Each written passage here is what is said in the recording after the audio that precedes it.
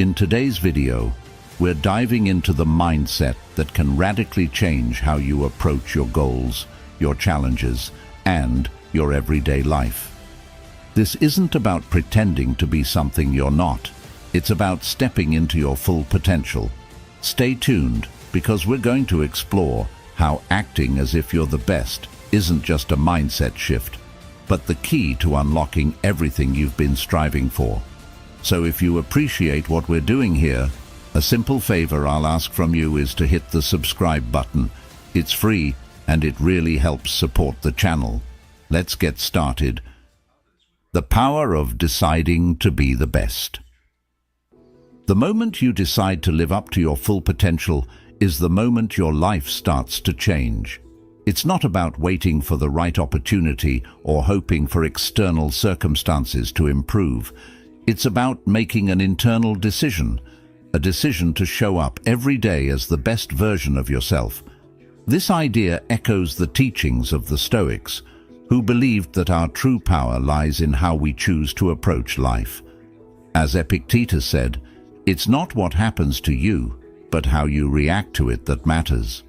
The decision to be the best begins with that mindset. This mindset isn't about being perfect or better than others. It's about setting a standard for yourself and committing to continuous growth. The Stoics understood this well. Marcus Aurelius, one of the most powerful emperors in history, constantly reminded himself to act with virtue, not for glory or praise, but because it was the right thing to do. He believed that every day was an opportunity to strive for excellence, not in competition with others, but in competition with his own potential. When you decide to be the best, you're not saying you'll never make mistakes or face challenges. The Stoics were clear that life is full of obstacles, but they also believed that these obstacles are what shape us. By deciding to be the best, you choose to face those challenges head-on, using them as opportunities to grow stronger and wiser. This is where your life starts to transform. It's not about waiting for the perfect moment. It's about making the choice now, in this moment, to act with purpose and confidence. From this decision, everything else flows. You raise your standards, your actions align with your goals, and you begin to move closer to the person you know you can be. That's the power of deciding to be the best. Why acting like you're the best matters. When I say act as if you are the best, I don't mean strutting around like you're better than everyone else. Far from it. Acting like you're the best isn't about looking down on others or becoming arrogant. It's about holding yourself to the highest possible standard and striving for excellence, not for external validation, but for your own growth. So, when I say act as if you're the best, I'm talking about adopting the mindset of someone who is already at the top of their game. Imagine you're a world-class athlete or a master craftsman. There's no arrogance in their confidence. It's calm, assured, and built on a foundation of hard work, discipline, and constant self-improvement. Think of how Marcus Aurelius carried himself as a leader. He didn't see himself as perfect or superior to others. He saw himself as a student of life, always working to improve and act with virtue. This is the kind of mindset we're after. Acting like you're the best isn't about pretending to know everything or never making mistakes. It's about showing up with the belief that you are fully capable of handling whatever comes your way. This belief shapes your actions. When you believe you're the best, you act like it. You carry yourself with confidence, and people notice. The Stoics would remind us that this confidence isn't external, it's internal.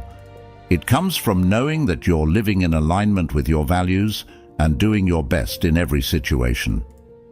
The key difference here is that arrogance seeks to elevate you above others, but acting like you're the best is about lifting yourself up to your own highest potential. It's about striving for excellence while staying humble and grounded, just like the Stoics taught. You're not aiming for perfection, but for progress, always working on yourself, always learning, and always moving forward. What if I'm not the best? Some of you might be thinking, but I'm not the best. I'm nowhere close. How can I act as if I am? And that's completely understandable. It's natural to feel like you're not at the top. But here's the thing, you don't have to be the best to act like the best. The beauty of this mindset is that it works even when you're not at the top. Acting as if you're the best doesn't mean pretending or being delusional. It's about shifting your mindset to unlock your full potential, and that starts with how you view yourself. This aligns perfectly with Stoicism. The Stoics believed that we have control over our mindset and how we respond to life's challenges. So, even if you're not the best right now, you can still choose to carry yourself with confidence, discipline, and purpose, traits that the best exemplify. When you act as if you're the best, something powerful starts to happen. You begin to believe it. And when you believe it, you start to become it. This isn't some magical thinking or false confidence. It's a proven psychological shift that affects your actions. The Stoics taught us that our beliefs shape our behaviors, and when we act as if we are capable and competent, we become more so. This is a self-fulfilling prophecy, a concept the Stoics were well aware of. Take a job interview, for example. If you walk in nervous, doubting yourself and thinking you're not good enough, you're likely going to perform poorly. But if you walk in with the mindset that you are the best person for the job, carrying yourself with confidence, speaking clearly about your skills, and believing in your value, that changes everything. Even if you don't get the job, that shift in mindset prepares you for the next opportunity. You've practiced confidence and built resilience, which will serve you moving forward. So, when you say to yourself, "I'm not the best," the Stoics would remind you, that's not the point. The point is to act as if you are. By doing so, you elevate yourself. You align your actions with the person you want to become. The goal isn't to be perfect, but to continuously strive for excellence, always improving, just as Stoic philosophy teaches us. Continuous growth, the Stoic path to mastery. The Stoics believed in the importance of continuous growth, and that's exactly what this mindset is all about. Acting as if you're the best doesn't mean you think you've reached perfection or that you can stop improving.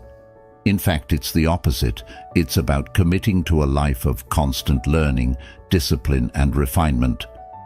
The Stoic philosopher Seneca said, "As long as you live, keep learning how to live." This means that no matter how good you become, there's always room for growth. The best people in any field, whether it's a skilled athlete, a successful business person, or a wise philosopher, never stop improving. They remain students of life. When you act as if you're the best, you're committing to this same process of mastery. You're saying, "I'm going to carry myself like the best, and I'm going to put in the work to become the best." This mindset is rooted in humility, not arrogance. The Stoics valued humility deeply. Marcus Aurelius, despite being one of the most powerful men in the world, constantly reminded himself to stay grounded and continue improving.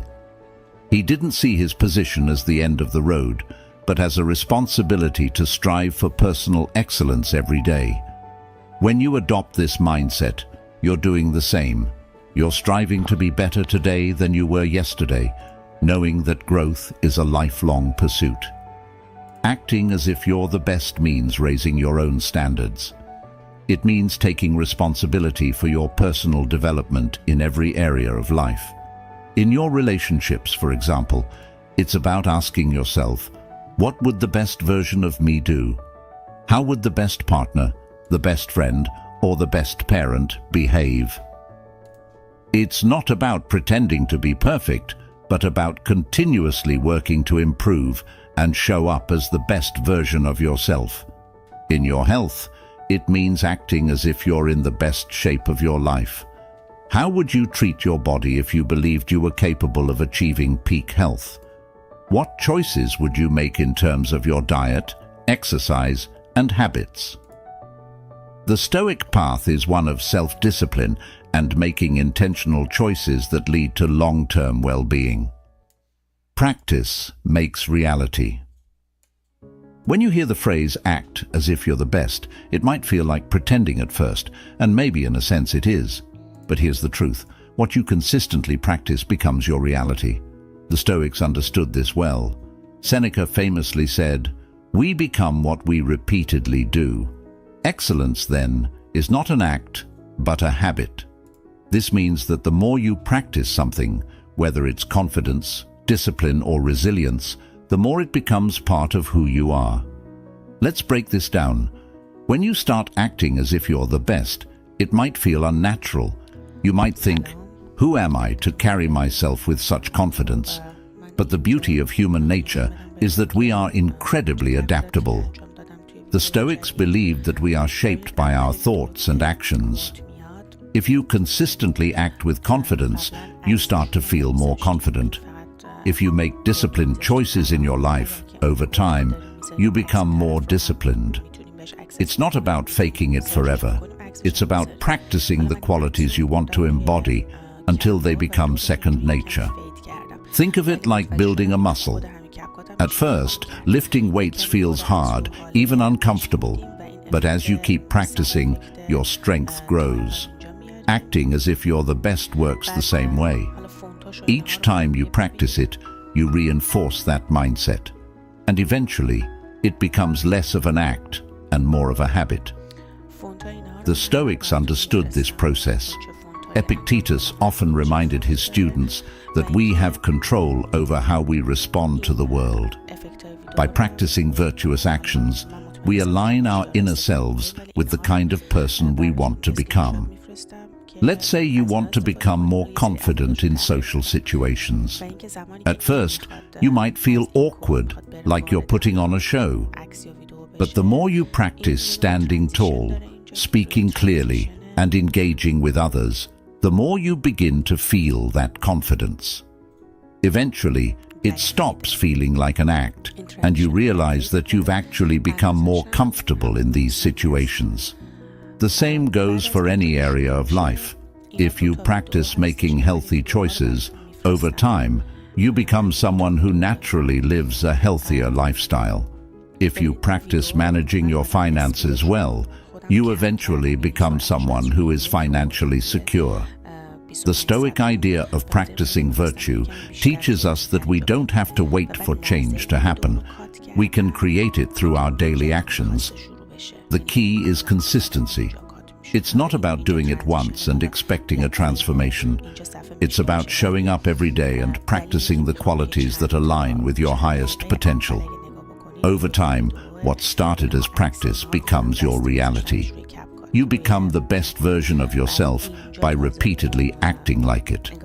As the Stoics taught, your actions shape your character, and your character shapes your life.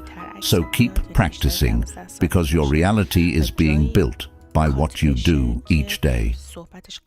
Facing weakness, embracing your shortcomings. When we talk about acting as if you're the best, it's easy to think it means ignoring your flaws or pretending they don't exist. But in reality, it's the opposite. Acting like you're the best means having the courage to face your weaknesses head-on and use them as opportunities for growth. The Stoics were masters at this. They taught that self-awareness and honest reflection are essential for improvement. As Marcus Aurelius said, "You have power over your mind, not outside events. Realize this, and you will find strength."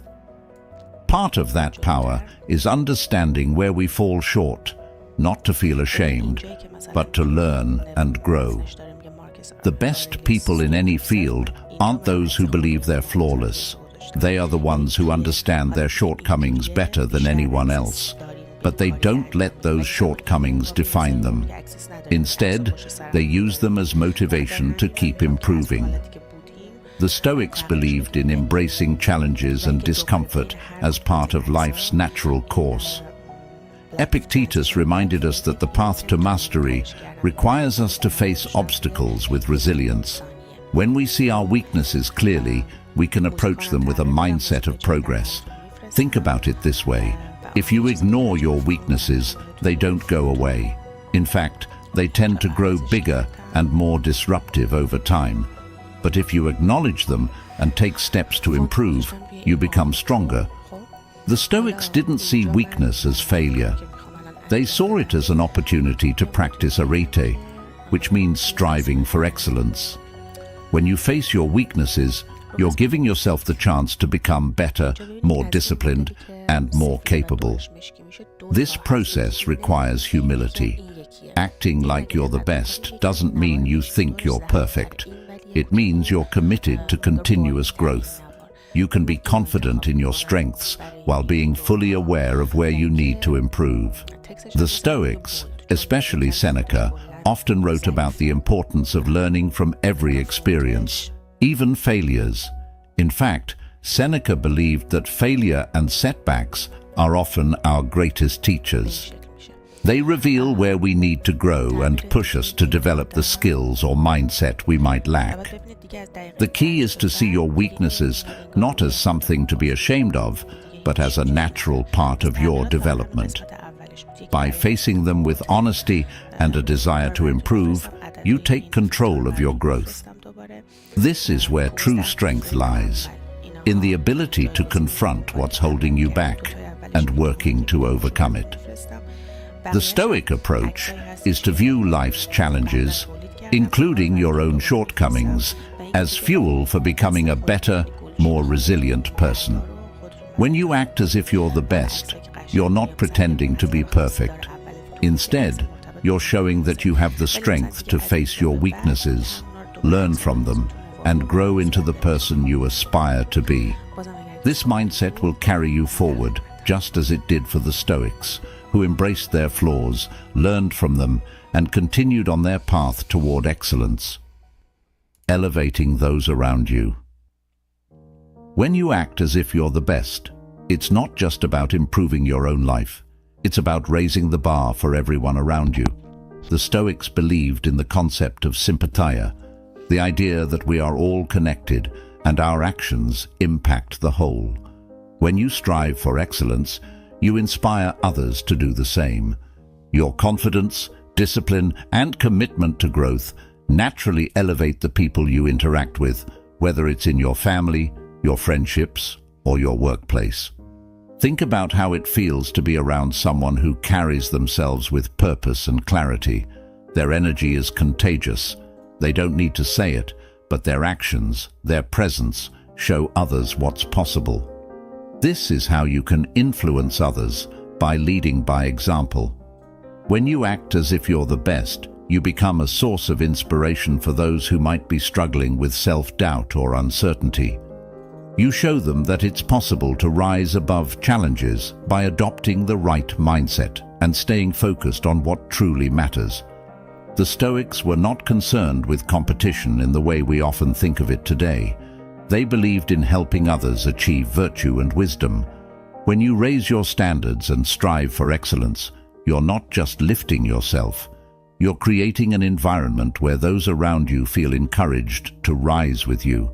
Acting as if you're the best means embodying qualities that others respect and want to emulate. By doing this, you not only improve your own life, but also contribute to the growth and success of the people in your circle. It's a ripple effect of positive change, just as the Stoics would have intended. Stoic way to handle failure. Failure is something we all face, and the Stoics understood this deeply. They taught that failure is not something to be feared, but rather an inevitable part of life's journey. Marcus Aurelius famously said, "The impediment to action advances action. What stands in the way becomes the way." In other words, failure is not the opposite of success. It's part of the path toward it. When you act as if you're the best, it doesn't mean you believe you'll never fail. It means you approach failure with resilience, knowing that every setback is an opportunity to learn and grow. The Stoics believed in focusing on what you can control. You can't always control the outcome, but you can control how you respond to failure. Instead of seeing failure as a personal defeat, see it as feedback, a lesson on what didn't work and how you can improve. Epictetus reminded his students that we should accept failure as part of life and use it to build our character. Failure isn't a reason to give up, but a reason to keep going with more knowledge and experience. When you face failure with the Stoic mindset, you stop seeing it as something to avoid. Instead, you embrace it as a chance to practice perseverance and adaptability. The best people in any field, whether in business, sports, or philosophy, aren't those who never fail, but those who know how to bounce back stronger each time. As the Stoics taught, our true strength comes from how we rise after we fall. So, the next time you fail, remember that it's not the end of the story. It's a crucial step on your journey to greatness. Acting as if you're the best isn't a one-time thing. It's a daily practice. The Stoics believed in the importance of consistent, deliberate action. Marcus Aurelius, in his Meditations, urged himself to approach each day with purpose and intention. He wrote, "When you arise in the morning, think of what a precious privilege it is to be alive, to breathe, to think, to enjoy, to love." This practice of showing up every day with a commitment to excellence is how you move closer to becoming the best version of yourself. The beauty of this mindset is that you don't need to wait until you feel ready. The Stoics knew that waiting for the perfect moment often leads to inaction. Instead, they taught us to start where we are with what we have. You don't need to be perfect, you need to be consistent. By acting as if you're the best each day, you're practicing the qualities that will eventually define you. Over time, what started as a conscious effort becomes part of your character. Remember, this isn't about arrogance or pretending to be something you're not. It's about aligning your actions with your potential and striving for excellence in everything you do. Whether it's in your work, your relationships, or your personal growth, acting as if you're the best helps you raise your own standards and live with purpose. As the Stoics taught, we control our actions, and through our actions, we shape our lives. So make this mindset a daily practice. Every morning, ask yourself, how would the best version of me approach this day? With that question guiding you, you'll find yourself consistently moving toward the life you're capable of living, one action at a time. Thank you for being a part of Stoic Journal, and if you want to continue this journey of growth and resilience, check out one of the suggested videos on your screen. Stay strong, stay grounded, and I'll see you in the next one.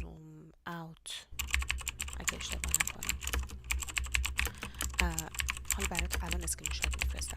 یه انیمیشنی هم رو همه عکس‌ها داره که اونم حالا براتون میفرستم. The happiness of your life depends upon the quality of your thoughts. In a world that constantly tries to dictate how we should feel, think, and act, imagine possessing the power to find inner peace and happiness, regardless of the circumstances swirling around you. That's not just powerful, it's revolutionary. It's about taking control, not of the world, but of something far more important and absolutely within our reach, our own minds. Stoicism teaches us resilience, gratitude, and the art of living a fulfilled life. But this isn't just a history lesson. It's about you, your life today. It's about facing the chaos of our modern world without losing your cool. It's about finding calm in the storm and happiness in the simplest of things. It's about transforming your mornings from something you dread into a powerful launchpad for a day filled with purpose and joy. So, if you've ever felt overwhelmed by the noise of life, if you've ever struggled to find a moment's peace, or if you're just curious about how ancient wisdom can be your secret weapon in the 21st century, stick around. This might just be the video that changes everything for you. Let's dive into the Stoic strategies that can help us craft not just a morning routine, but a life filled with intention, resilience, and true happiness. I implore you to give your full attention to this video from start to finish. If you've made it here, you're not like everyone else. You're a standout, someone who seeks depth and wisdom. Your dedication to absorbing this content in full sets you apart even further. Number 1. Find your ikigai. This might sound like a fancy term, but it's actually a beautifully simple concept that comes from Japan. It's about discovering that sweet spot where your passions, skills, societal needs, and what you can be paid for all intersect. It's your unique reason for being. Imagine waking up each morning fueled by a clear purpose that excites you, something that makes the thought of hitting snooze just irrelevant.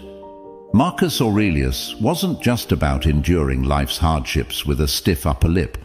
He was deeply invested in the idea that we're all here to play our part, to contribute something meaningful. He urged us to approach each day as an opportunity to fulfill our role with integrity and passion. Now, think about that in the context of ikigai. It's not just about finding what you love.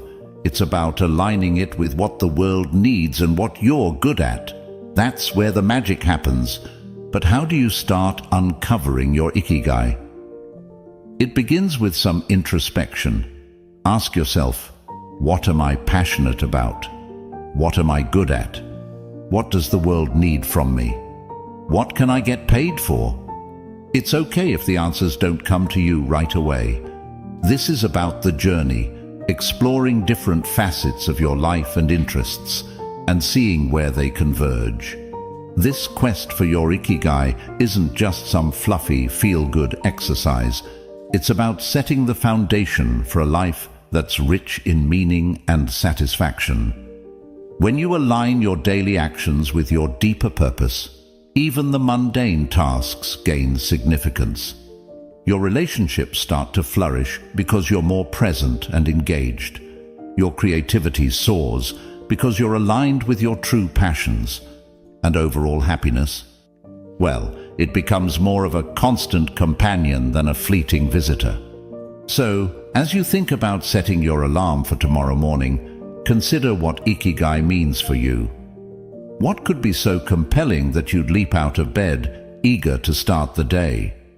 Remember, this isn't about overnight transformation. It's a process, a gentle unfolding, and as Marcus Aurelius would remind us, it's about doing the work, day by day, with dedication and honor. Finding your ikigai isn't just about personal fulfillment.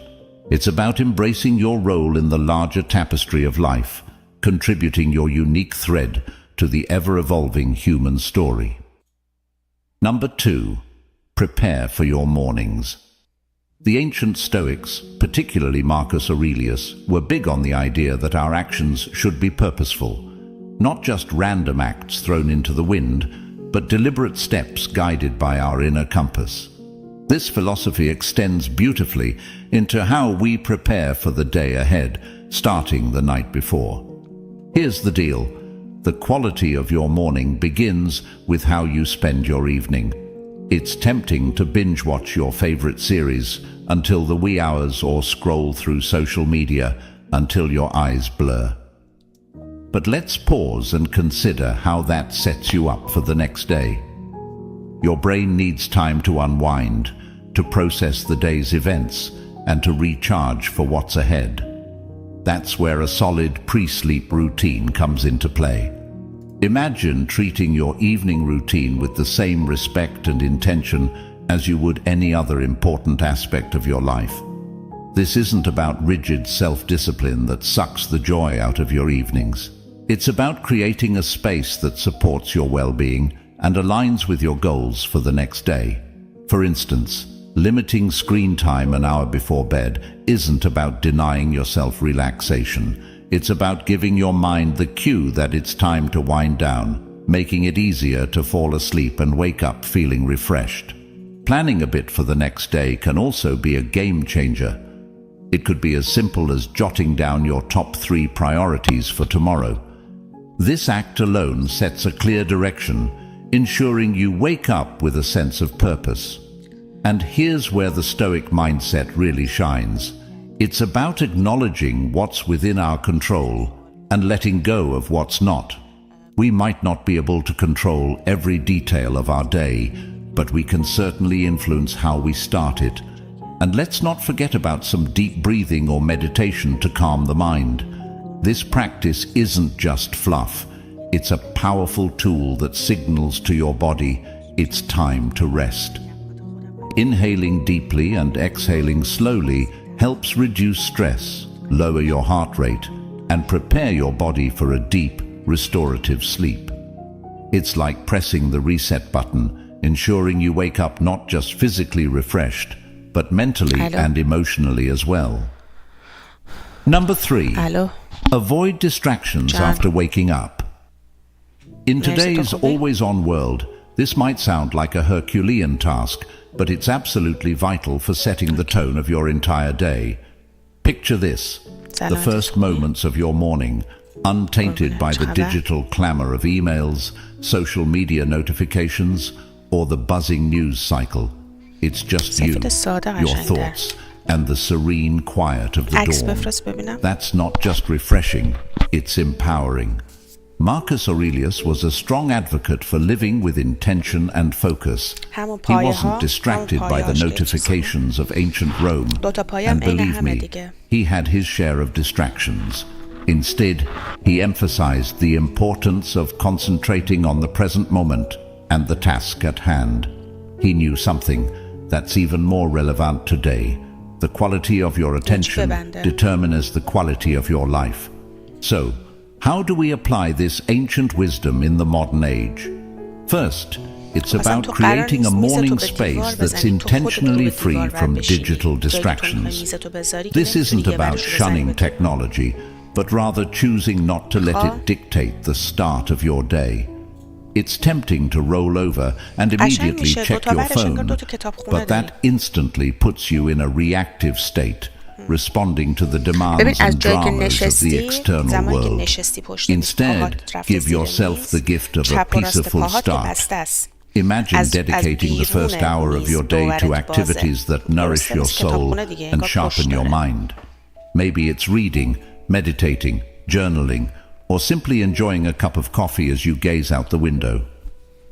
This isn't wasted time, it's an investment in your well-being. By avoiding distractions, you're not just avoiding stress, you're actively creating a reservoir of peace and focus that you'll draw from throughout the day. Making the most of your mornings isn't about adding more to your to-do list. It's about subtracting the noise that doesn't serve you. It's about prioritizing what truly matters before the day's demands start pulling at your attention. This is where the Stoic practice of focusing on what's within your control comes into play. You might not be able to control the flood of emails waiting for you, but you can control how and when you choose to engage with them. So tomorrow, challenge yourself to start the day on your terms.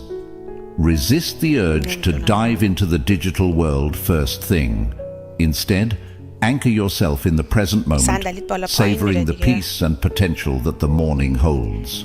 Remember, every day is a new opportunity to live more intentionally, more serenely, and more in line with who you aspire to be.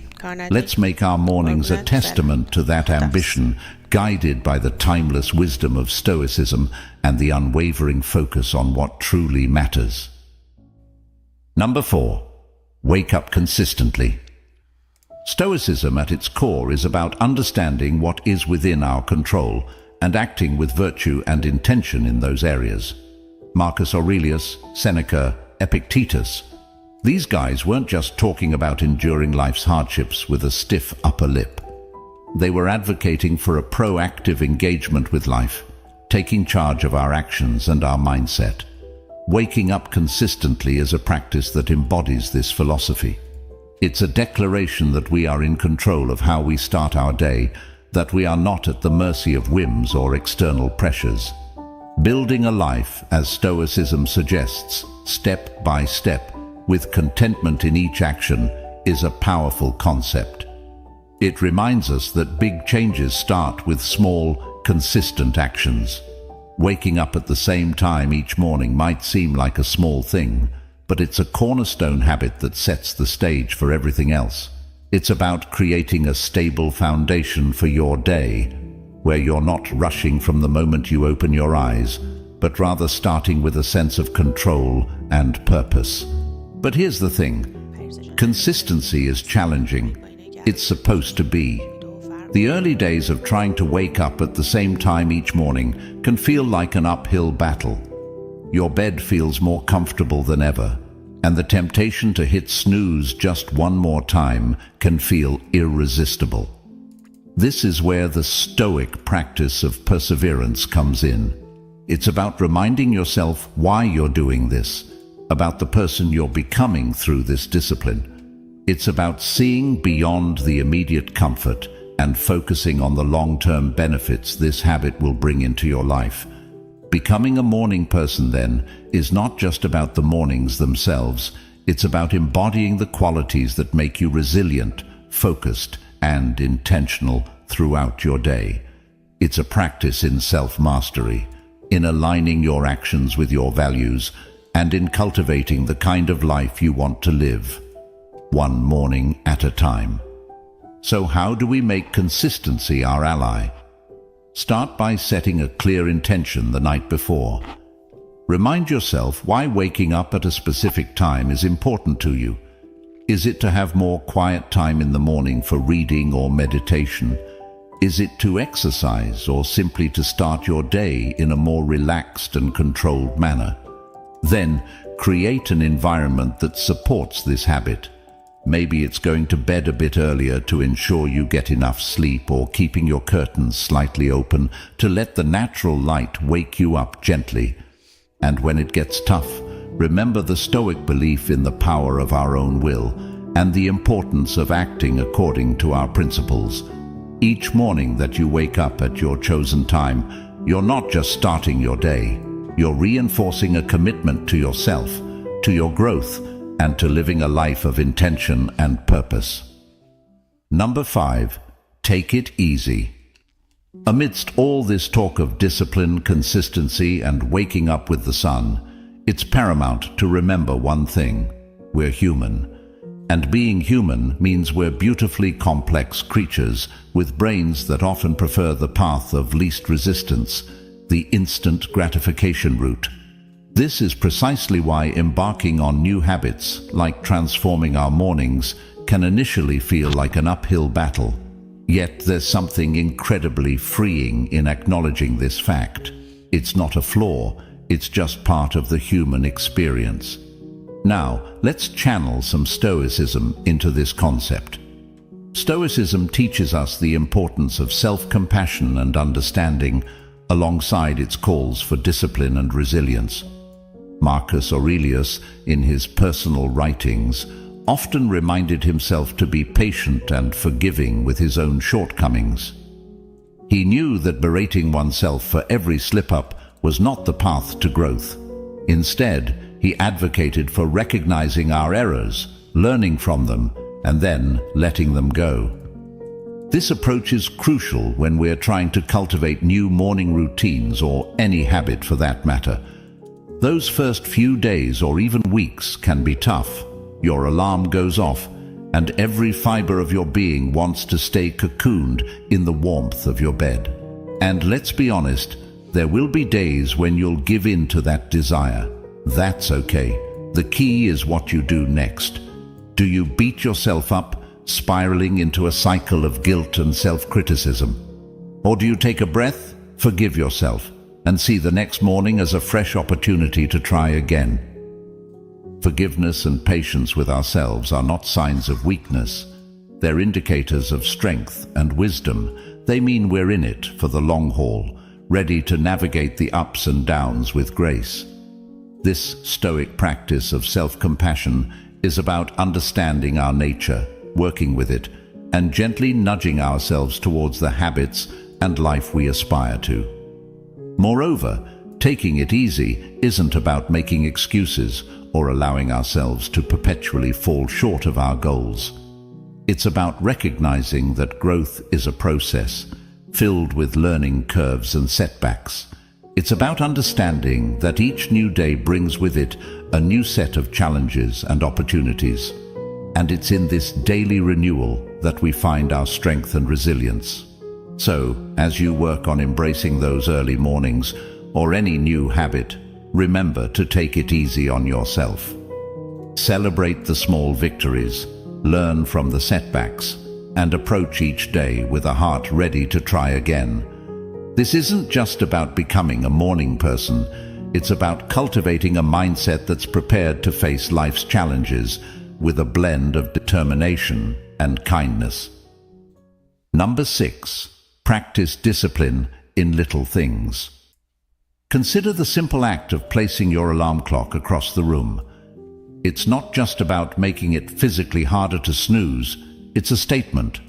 It's a commitment to start the day on your terms, to rise despite the comfort of the bed's embrace. It's a small act of defiance against the inertia of sleep and comfort, a step towards embracing the day with intention. Similarly, making your bed each morning might feel like a trivial task, especially when you're the only one who'll see it.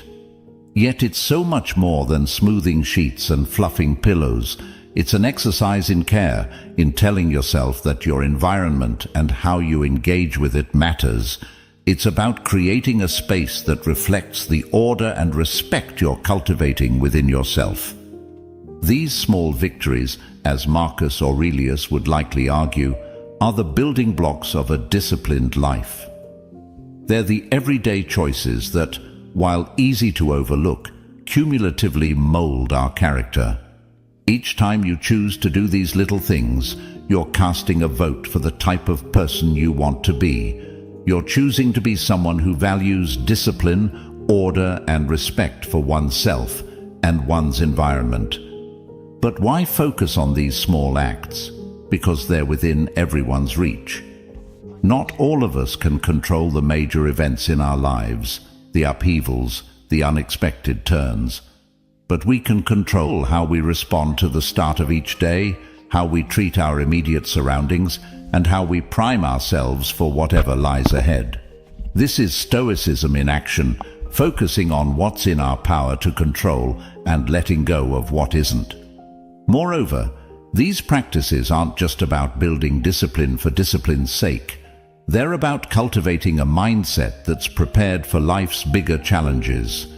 If you can commit to these small acts of discipline, you're training yourself to uphold your commitments in more significant areas. You're sharpening your ability to follow through, to remain steady in the face of adversity, and to approach life with a calm, collected demeanor, qualities that define the Stoic ideal. So, as you consider the role of discipline in your life, start small. Look for those everyday opportunities to practice self-control and order. Remember, it's in these moments, in the quiet of the morning when you decide to rise and face the day with intention, that your character is forged. These practices are not just chores or tasks, they're rituals, imbuing your day with purpose and your life with a sense of direction and meaning. Number 7. Find an accountability partner. The idea here is simple yet profoundly impactful. Sharing your goals with someone who not only supports you, but also holds you accountable, can significantly amplify your chances of success. It transforms a personal journey into a shared adventure, making the path to fulfilling your morning routine and, ultimately, your life's purpose less daunting and more enjoyable. Think of your accountability partner as your ally in the pursuit of self-improvement. This person is there to remind you of your commitments when the warmth of your bed feels too comforting to leave in the early hours. They're there to encourage you when progress seems slow and to celebrate your victories, no matter how small. This relationship is a two-way street. It's about mutual support and encouragement, grounded in the understanding that we're all striving to be the best versions of ourselves. The Stoics, including Marcus Aurelius, Seneca, and Epictetus, often emphasized the importance of community and relationships, in the development of character and virtue. They believed in the power of wisdom shared, in learning from one another, and in the strength that comes from knowing you're not alone in your struggles. Finding an accountability partner in today's world is a nod to this timeless wisdom, recognizing that while the journey towards self-discipline and purpose is personal, it need not be solitary. Moreover, an accountability partner can help you see blind spots in your routine or approach that you might miss on your own. They can offer new perspectives and insights that can catalyze your growth in unexpected ways.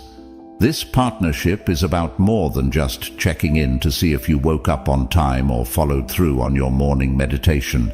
It's about engaging in meaningful dialogue about what's working, what isn't, and how you can both support each other in making adjustments. So, how do you find this accountability partner? Look for someone who shares your commitment to growth and self-improvement. This could be a friend, a family member, or even a colleague. The key is to choose someone you trust, someone with whom you can be open and honest about your goals, struggles, and successes. Once you've found that person, be clear about what you're hoping to achieve and what kind of support you need. Set regular check-ins and be there for each other, offering encouragement, advice, and, when necessary, a gentle nudge back on track. Remember, finding an accountability partner is about more than just external motivation. It's about building a relationship that inspires and uplifts both of you. It's about creating a shared space where honesty, vulnerability, and mutual support are valued and nurtured. In this space, your morning routines and broader life goals become intertwined in a collective effort towards living a more intentional, disciplined, and fulfilling life. Number 8. Remember death. The Stoic practice of reflecting on mortality is a call to action, a prompt to live our lives with purpose and intention. It encourages us not to squander our time on trivialities, but to concentrate on creating a meaningful legacy. Every morning when we wake up, we're presented with a fresh opportunity to engage with life in a meaningful way, to contribute positively to the world around us, and to pursue personal growth and fulfillment. Marcus Aurelius, in his Meditations, often wrote about the fleeting nature of life, emphasizing the importance of living virtuously and making the most of the time we have. This wasn't meant to be somber. Rather, it was a liberating realization that freed him from petty concerns and allowed him to focus on his duties as emperor and as a human being striving for virtue. The idea is that by keeping the end in mind, we're more likely to live our lives with purpose and clarity, prioritizing the things and relationships that truly matter. Remembering death in the context of our morning routines transforms how we approach each day. It's not just another day, it's a day that we've been gifted, one that's not guaranteed to anyone. This realization can profoundly impact how we choose to spend our time, the activities we engage in, the relationships we nurture, and the legacy we strive to build. It's a reminder to live fully, to love deeply, and to leave the world a little better than we found it. Moreover, this Stoic practice helps us maintain perspective in the face of life's inevitable challenges and setbacks. When we remember that our time is limited, the daily annoyances and obstacles lose much of their power over us.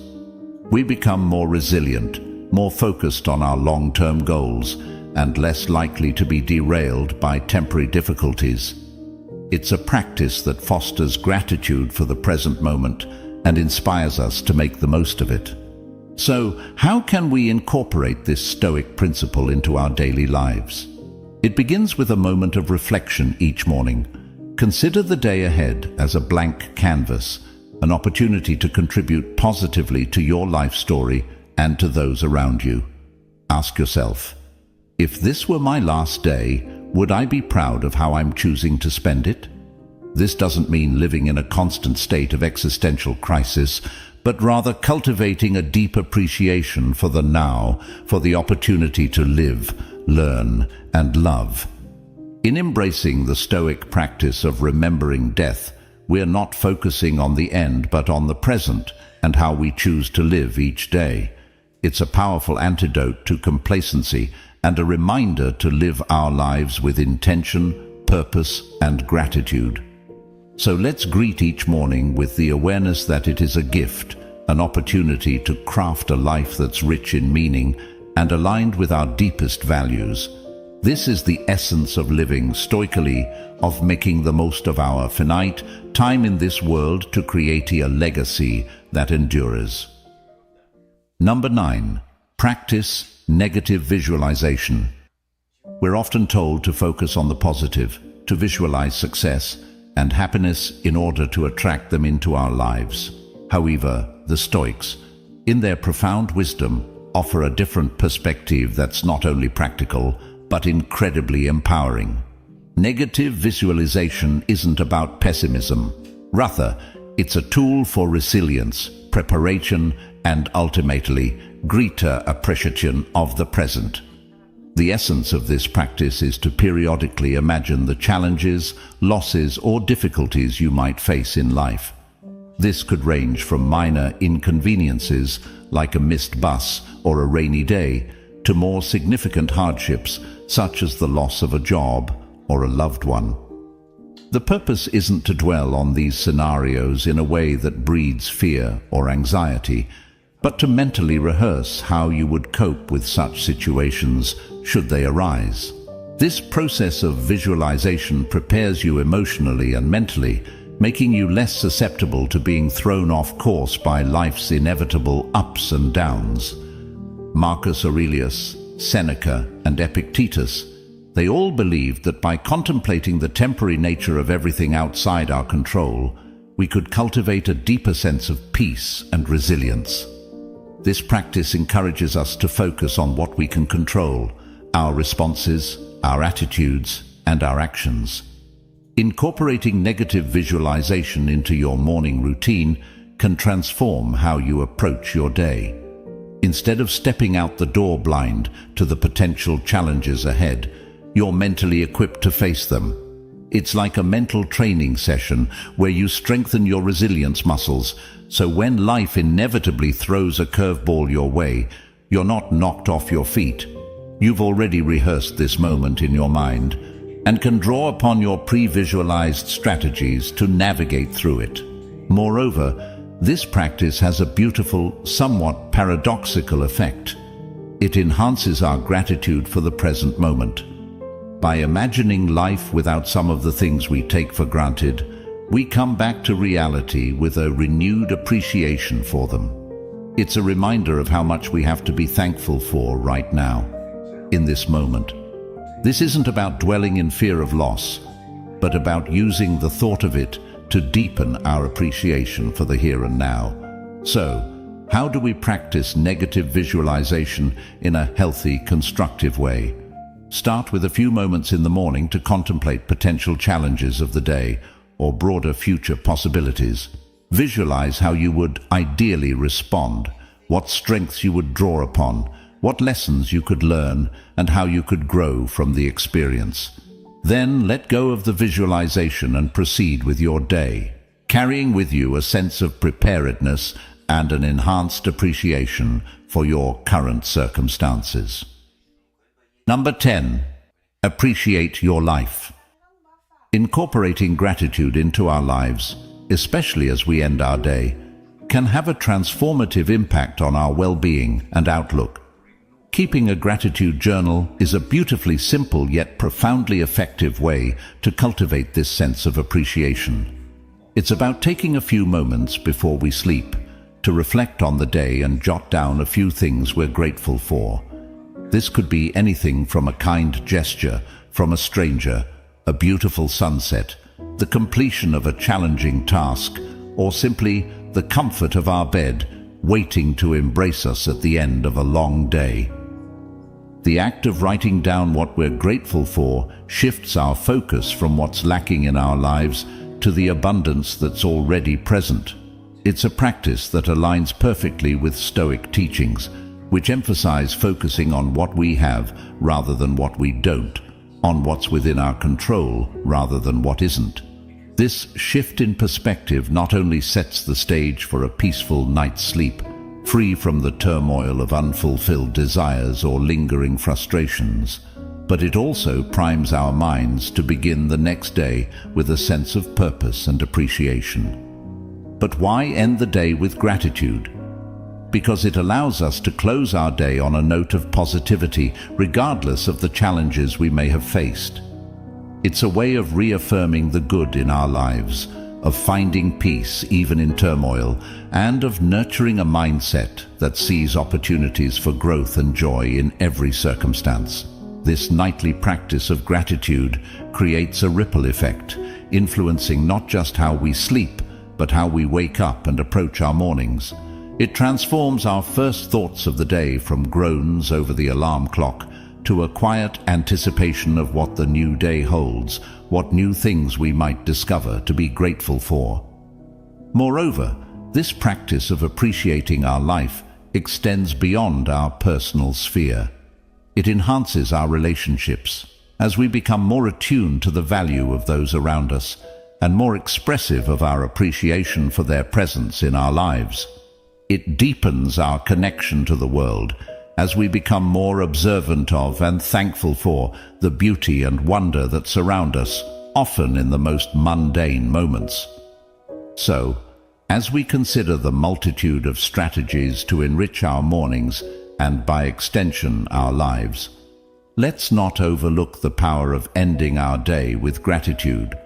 It's a practice that embodies the Stoic pursuit of a good life, one marked not by external achievements or material possessions, but by inner peace, contentment, and a deep-seated appreciation for the present moment.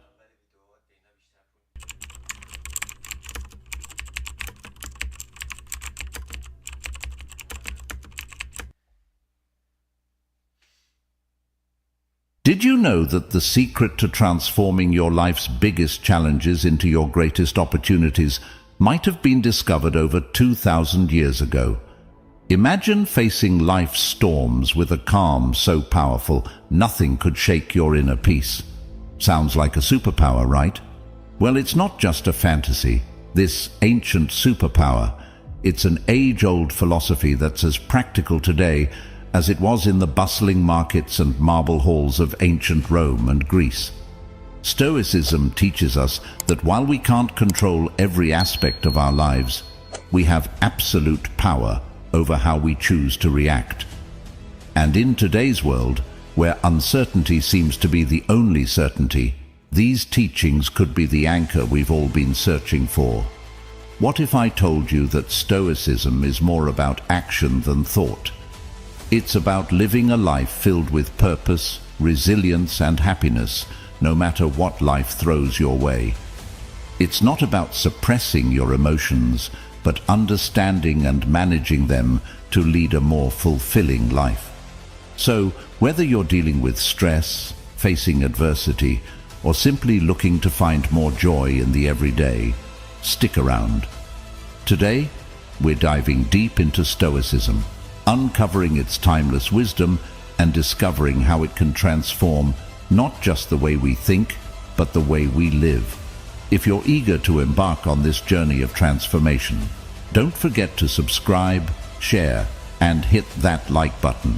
Stick with me till the end without skipping, because every moment of this video is a step towards uncovering the Stoic wisdom that can change your life.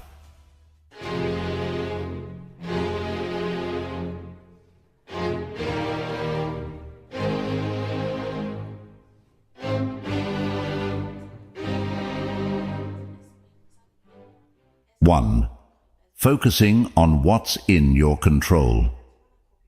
Have you ever found yourself stuck in traffic, fuming over the delay, or scrolling through your phone only to get upset over a negative comment someone left on your post? It happens to the best of us. It's almost like our day-to-day life is filled with these little tests, challenging our mood and our peace of mind at every turn. But here's a game-changing perspective from the world of Stoicism that can turn all that frustration on its head. Stoicism, this incredible philosophy that dates back to ancient Greece and Rome, hands us this powerful tool, focusing on what's in our control. The great Stoic philosopher Epictetus once said, "It's not what happens to you, but how you react to it that matters." Think about that for a second. Traffic, bad weather, negative comments, these are all outside our control. We can't change them, no matter how much we wish we could. What we can change, however, is how we react to them. This idea isn't just ancient wisdom, it's backed by modern psychology too. Carl Jung, a giant in the field of psychology, famously stated, "I am not what happened to me, I am what I choose to become." This aligns perfectly with the Stoic practice. It's about recognizing that the only real power we have is over our own reactions, thoughts, and actions. Let's break it down a bit. Say you're in that traffic jam, late for an important meeting. You can spend that time stewing in anger, honking your horn, and stressing out, which, let's be honest, won't make the cars ahead move any faster. Or you can take a deep breath, accept the situation, and maybe use the time to listen to a podcast, an audiobook, or simply enjoy some music. The traffic hasn't changed, but your response to it has. And with that shift, your stress levels drop, and your day looks a bit brighter. This Stoic principle of focusing on what you can control extends far beyond just dealing with traffic or weather. It applies to our personal goals, our reactions to others, and our approach to obstacles in life. As Marcus Aurelius, another Stoic heavyweight, reminds us, you have power over your mind, not outside events. Realize this, and you will find strength. So next time you find yourself getting worked up over something outside your control, remember these wise words from our Stoic friends. Ask yourself, is this within my control? If it's not, let it go. Focus on your reaction, your mindset, and your actions. This simple shift can have a profound impact on your stress levels and overall happiness. It's not always easy, but it's worth practicing every day. Remember, it's about progress, not perfection. And as we learn to focus more on what's in our control, we'll find ourselves not just surviving life's challenges, but thriving in spite of them. 2. Embracing obstacles as opportunities. Stoicism teaches us the art of embracing obstacles as opportunities. It sounds counterintuitive, right? Most of us are programmed to view obstacles as just that, barriers to our success and happiness. But Stoics like Marcus Aurelius, Seneca, and Epictetus flip this narrative on its head. They tell us, when life throws you a curveball, instead of asking, "Why me?" ask, "What can I learn?" This is a game changer. Marcus Aurelius, the Roman emperor and a Stoic philosopher, penned in his personal writings, "The impediment to action advances action. What stands in the way becomes the way." What he means here is that every obstacle, no matter how daunting, not only tests our resilience, but also teaches us valuable lessons. It's about finding the silver lining in tough situations and using it to fuel our growth. This perspective isn't just ancient philosophy, it's backed by modern thinkers too. The famous psychologist Carl Jung said, "What you resist persists." By fighting against obstacles, we give them more power over us, but by accepting and learning from them, we can overcome them. This Stoic mindset is about transforming challenges into stepping stones towards becoming stronger and wiser. Let's make it practical. Say you're facing rejection from job applications. It's easy to fall into a spiral of self-pity and doubt, but what if you viewed each rejection as feedback? Maybe there's a skill you need to improve or a new strategy for your job search. That shift in perspective can turn a series of rejections into a path for professional development. Another example is personal conflicts. They're uncomfortable and stressful, but they also offer a chance to practice patience, empathy, and communication skills. Every disagreement is an opportunity to understand different viewpoints and to refine our conflict resolution abilities. The essence of embracing obstacles as opportunities lies in asking ourselves, what can this situation teach me? Instead of being passive victims of circumstance, we become active learners and problem solvers. This doesn't mean that facing obstacles becomes easy, but it does mean that we approach them with a mindset geared towards growth and learning.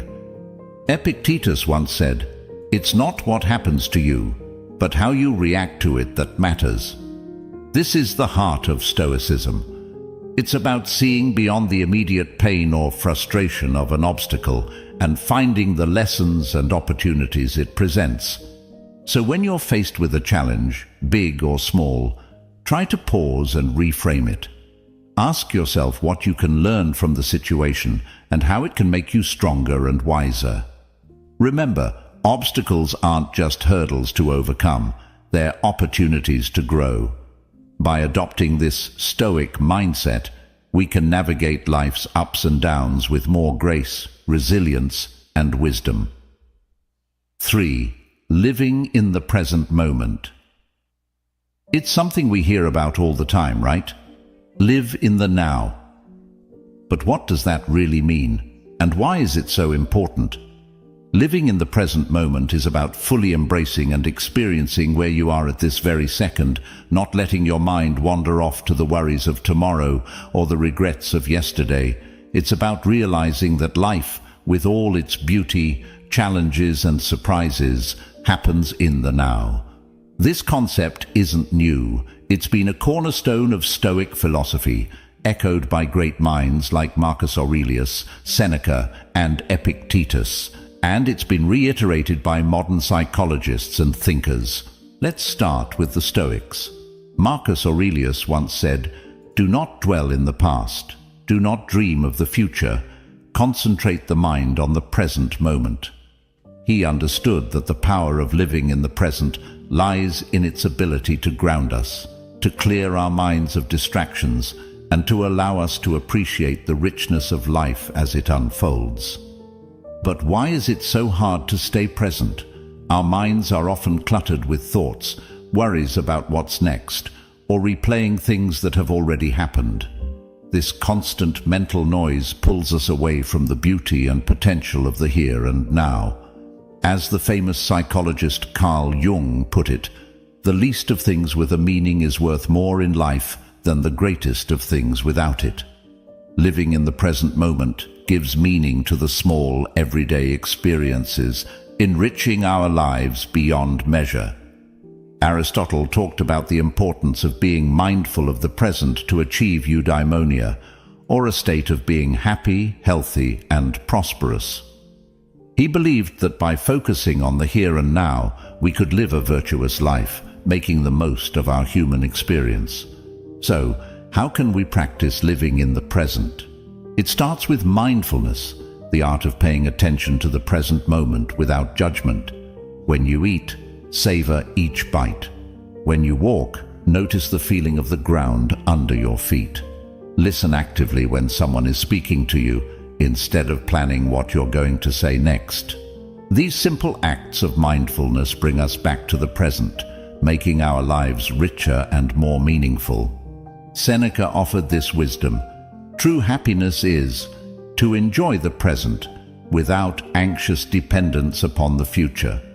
He understood that anxiety about what's to come or what has been only serves to diminish our happiness in the now. Living in the present isn't about ignoring the future or forgetting the past. It's about finding a balance where we learn from our past and plan for our future without letting those activities consume our present. It's in this balance that we find peace and contentment. Remember, every moment is an opportunity to reset and refocus on the now. It's in the present that we live, love, and make memories. So let's make a conscious effort to be more present in our lives. Let's cherish the now, for this moment right here is where life truly happens. 4. Building self-discipline. I know the word self-discipline might bring to mind images of rigid schedules and a life devoid of fun. But let's reshape that picture together. Self-discipline is not about restricting your life. It's about empowering yourself to make choices that align with your deepest values and long-term aspirations. It's choosing what's right for you, not what's easy in the moment.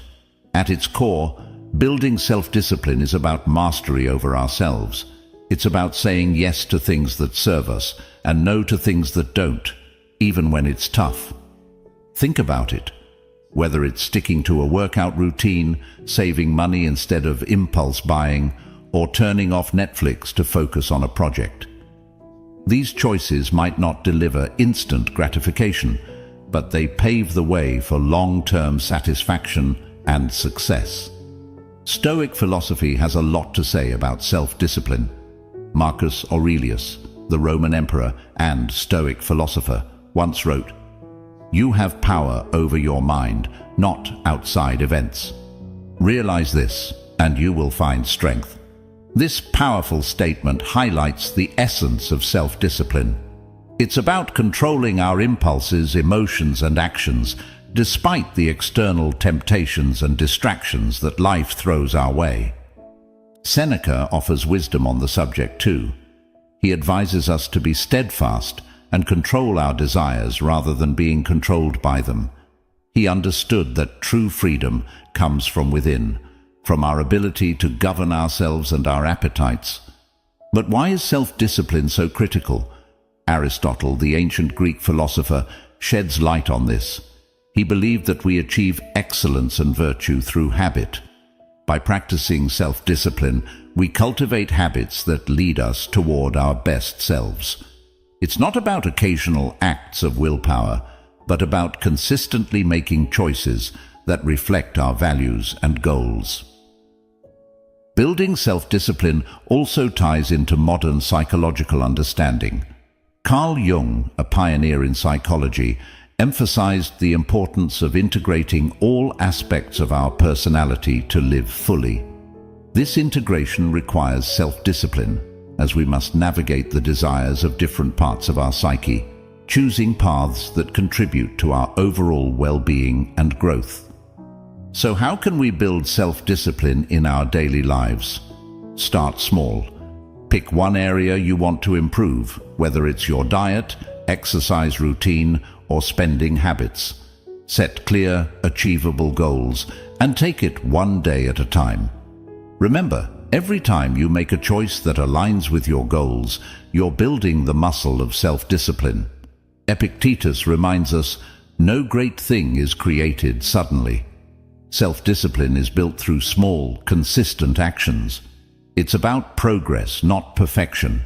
Every day presents new opportunities to practice self-discipline, to choose actions that move us closer to who we want to be. Building self-discipline is a journey. It's about finding balance between what we want now and what we want most. It's about making choices that might be hard in the moment, but will bring us closer to our goals, happiness, and peace in the long run. So, let's commit to this journey together, supporting one another in choosing what's right, not what's easy. Remember, in the realm of self-discipline lies the path to achieving our dreams and living a life we truly love. 5. Developing emotional resilience. When life throws its curveballs, we all experience a whirlwind of emotions. Feeling angry, sad, or frustrated is a natural part of being human. But here's the kicker. It's not just about the emotions we feel, it's about how we handle them. That's where the magic of emotional resilience comes in. Emotional resilience is like this superpower that allows us to navigate through life's storms with grace and come out stronger on the other side. It's about acknowledging our emotions, understanding them, and then taking positive steps to move forward rather than being swept away by the tide of our feelings. The Stoics had a lot to say about this. Marcus Aurelius, for example, reminds us, "You have power over your mind, not outside events. Realize this, and you will find strength." This profound insight touches the essence of emotional resilience. It's about recognizing that while we might not have control over what happens to us, we have control over how we respond. Our emotions don't have to control our actions. Seneca offers wisdom on facing adversity without losing our composure. He teaches that life's hardships are tests of our character and resilience. By facing our feelings with understanding and patience, we can grow wiser and more robust. But how do we develop this emotional resilience? It starts with self-awareness. Being mindful of our emotions and reactions helps us understand ourselves better. It's okay to feel what we're feeling, but instead of reacting impulsively, we can choose to respond in a way that aligns with our values and long-term well-being. Aristotle spoke about the golden mean, finding the balance between excess and deficiency. This concept applies beautifully to emotional resilience. It's about finding a balanced response to our emotions, not suppressing them or letting them overpower us. Carl Jung, a pioneer in psychology, emphasized the importance of integrating all aspects of our psyche to achieve wholeness. Part of this process involves confronting our emotions, understanding them, and learning from them. This is at the heart of developing emotional resilience.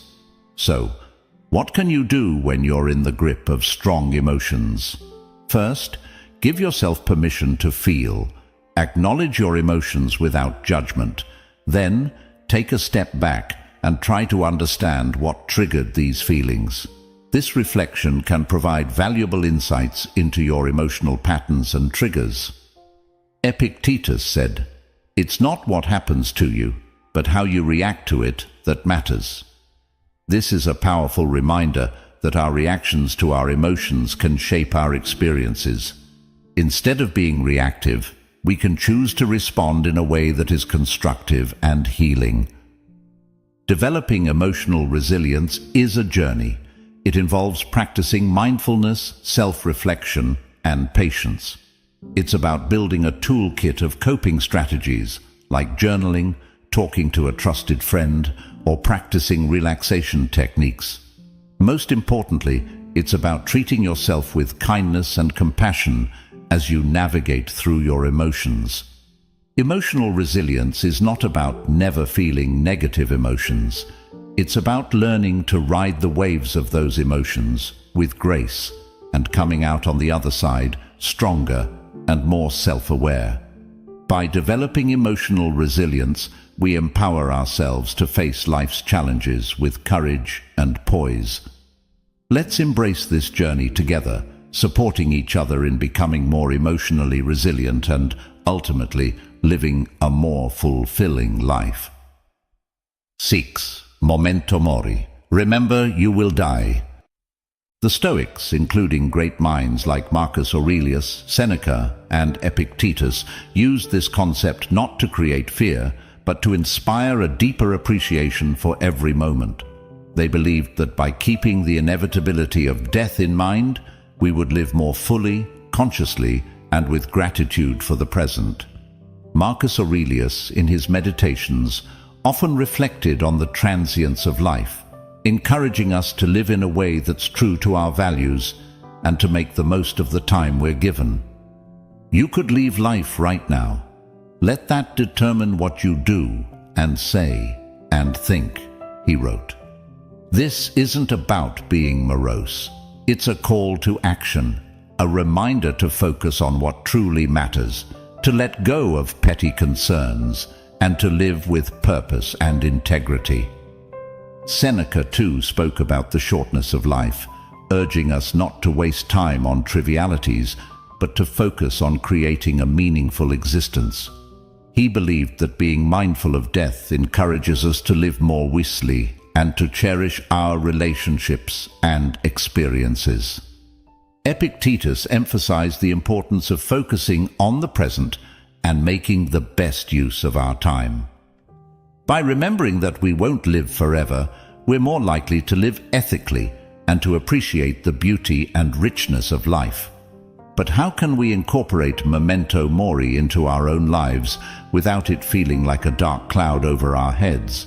It starts with shifting our perspective.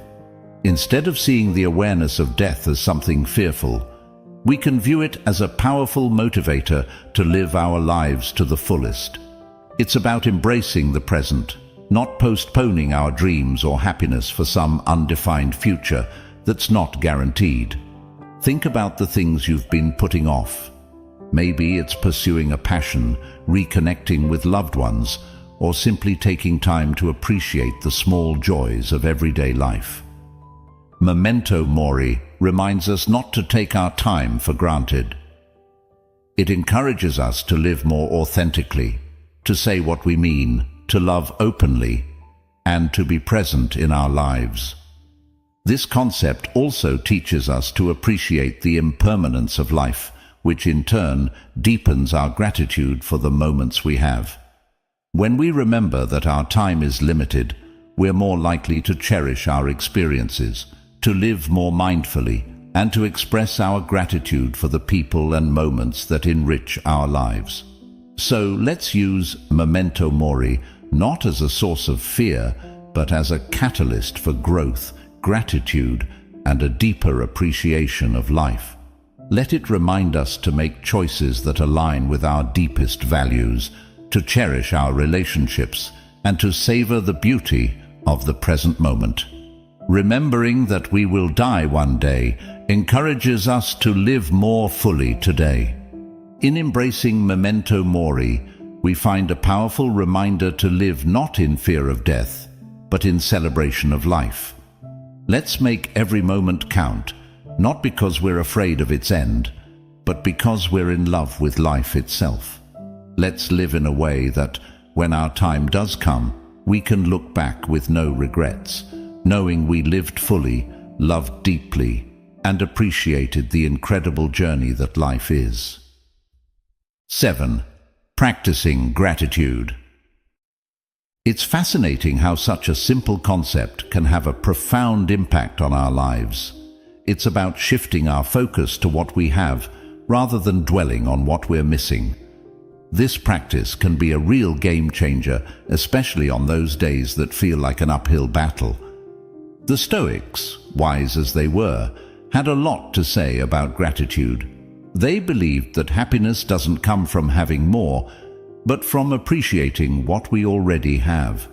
Marcus Aurelius often wrote about the importance of focusing on the present and finding joy in the simple things. He said, "When you arise in the morning, think of what a precious privilege it is to be alive, to breathe, to think, to enjoy, to love." This is gratitude in its purest form, recognizing the value of life itself and the many gifts it offers us each day. Seneca talked about how our desires can lead us astray, always chasing after more and never finding true satisfaction. He suggested that by focusing on what we have and understanding that the best things in life are already within our grasp, we can find real contentment.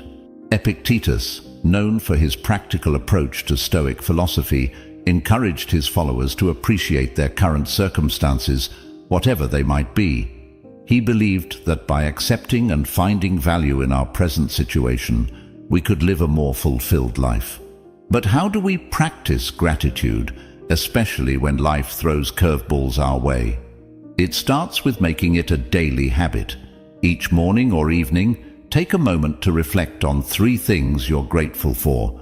It could be as simple as a warm cup of coffee, a conversation with a friend, or the beauty of a sunset. This practice helps to rewire our brains to focus on the positive, boosting our mood and overall outlook on life. Gratitude also means embracing the challenges and finding lessons within them. Instead of asking, "Why is this happening to me?" we can ask, "What can I learn from this?"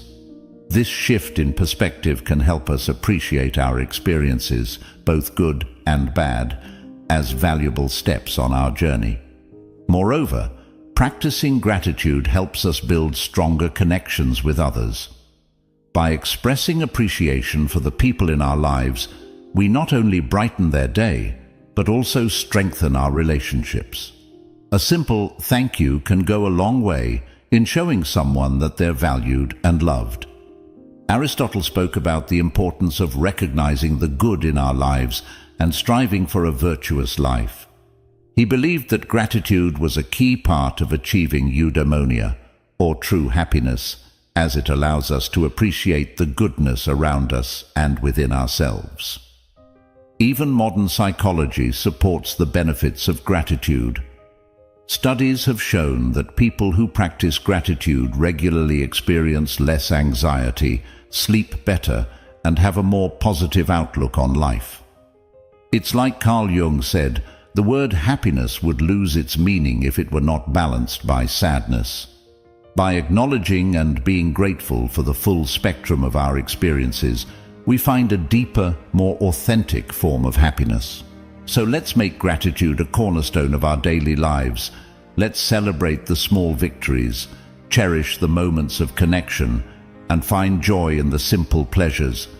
By focusing on what we have, not what we're missing, we can cultivate a sense of abundance and happiness that shines from within.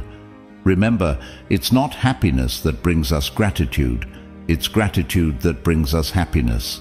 Let's fill our glasses half full, raise them high, and toast to the beauty of gratitude in our lives. Cheers to finding the silver lining even on the cloudiest of days. 8.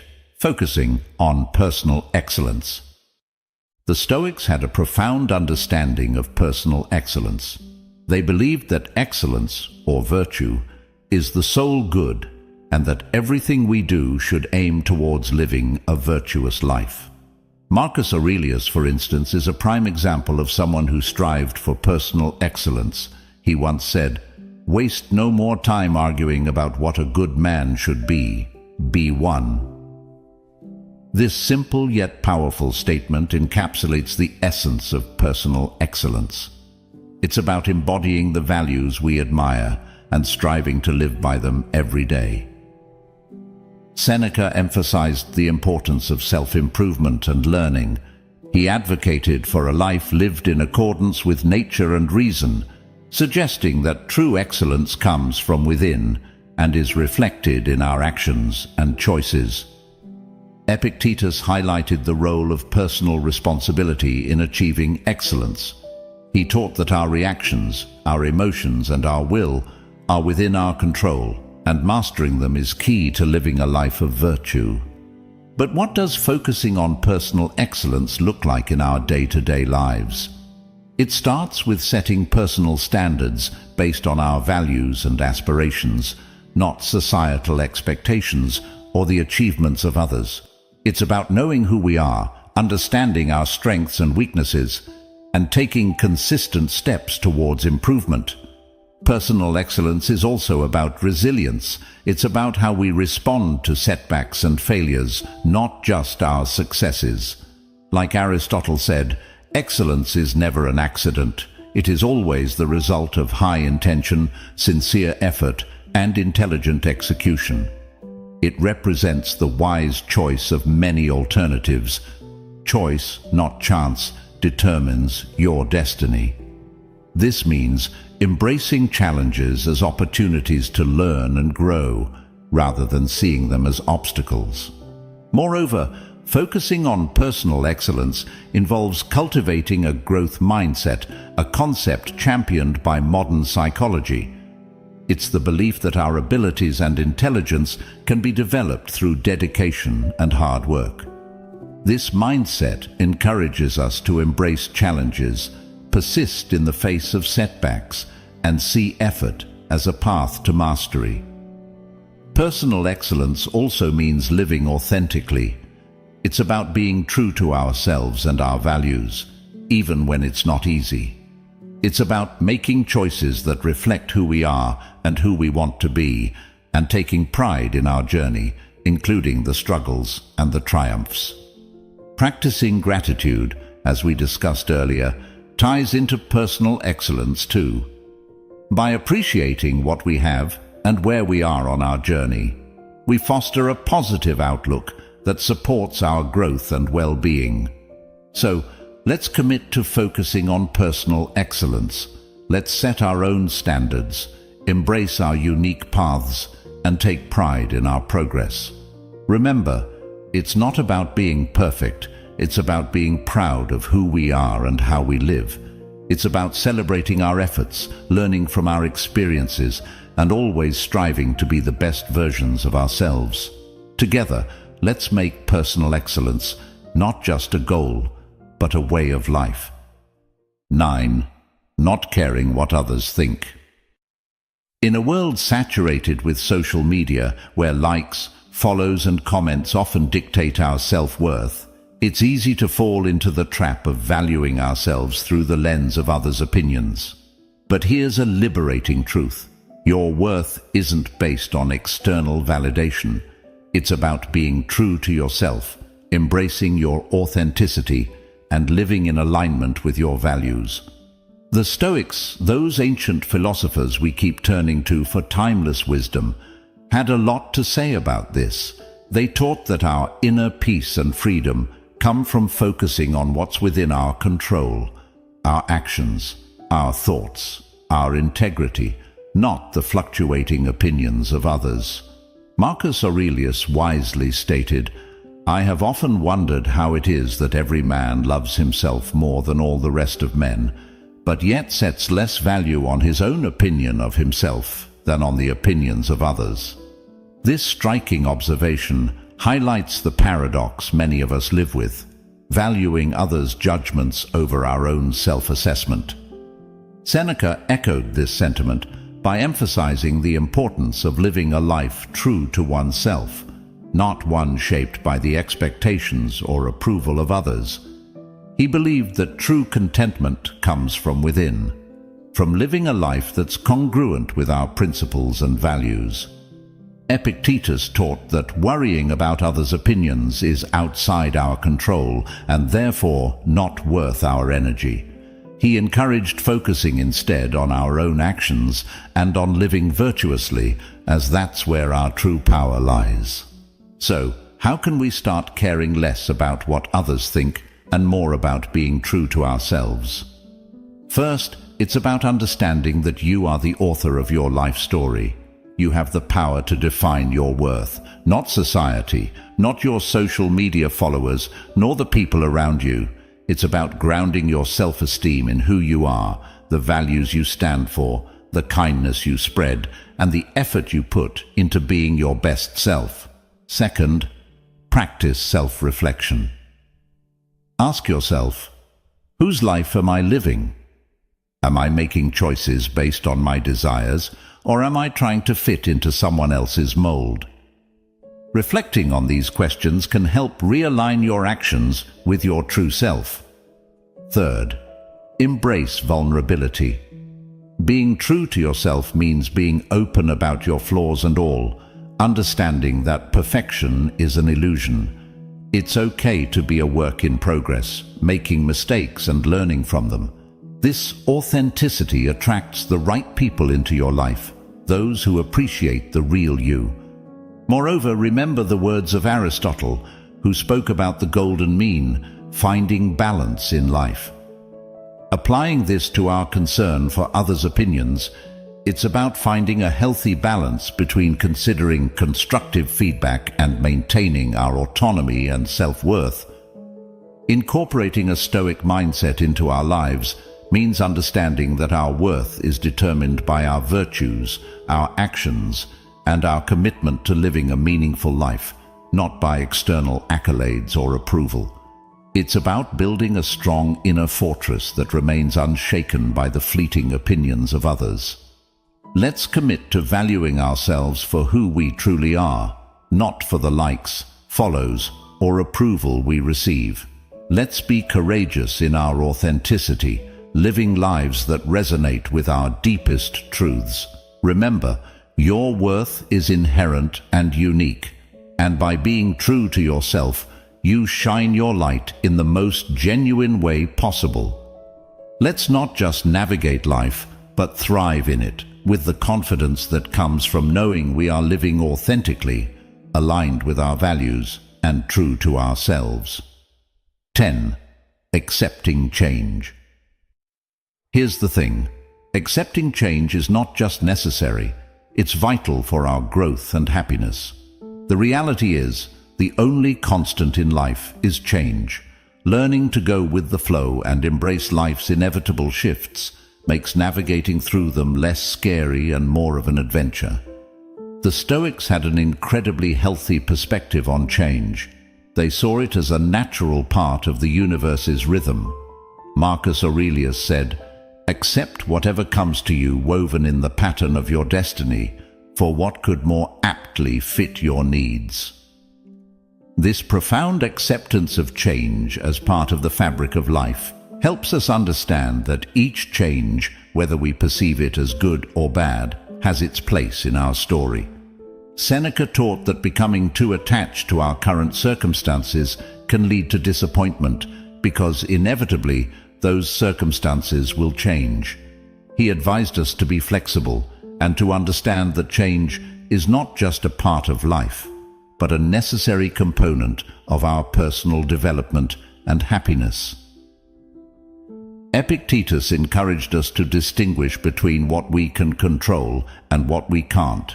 He pointed out that while we can't control external events, we can control our attitudes towards them. This mindset is incredibly empowering when it comes to dealing with change. It's about focusing on our responses, finding the opportunities for growth within the change, and moving forward with resilience. But how can we become more accepting of change? First, by acknowledging that change is inevitable. It's the natural order of things. Everything around us is in a constant state of flux. Seasons change, people come and go, and our very selves are renewing themselves as we speak. Embracing change means embracing life itself. Second, by practicing mindfulness. Being present in the moment allows us to appreciate our current experiences without clinging to them. This awareness creates a space for acceptance when those experiences inevitably evolve or come to an end. Third, by seeking the lessons in change. Every shift in our lives, no matter how challenging, comes with opportunities to learn and grow. Instead of asking, "Why is this happening to me?" we can ask, "What can I learn from this?" This shift in perspective can turn the challenges of change into stepping stones for personal development. Aristotle spoke about the importance of pursuing a virtuous life as the key to happiness. Part of virtue is adaptability, the ability to navigate life's changes with grace and wisdom. It's about finding balance and harmony within the flux of life. Modern psychology supports this Stoic approach to change. Viewing change as an opportunity rather than a threat can significantly reduce our stress and anxiety levels. It can enhance our resilience, making us better equipped to handle whatever life throws our way. Let's remind ourselves that change is not just something to endure, but to welcome as a natural, enriching part of our journey. By accepting change, we open ourselves to new experiences, growth, and the beautiful unfolding of our unique paths in life. Remember, going with the flow isn't about passivity. It's about actively engaging with life in its full, dynamic complexity. Let's navigate the currents of change with courage, grace, and a heart open to the endless possibilities that change brings. 11. Practicing compassion and empathy. Despite our differences, we're all in this together, navigating the complex journey of life. By fostering an understanding and caring attitude towards others, we contribute to making the world a kinder, more loving place.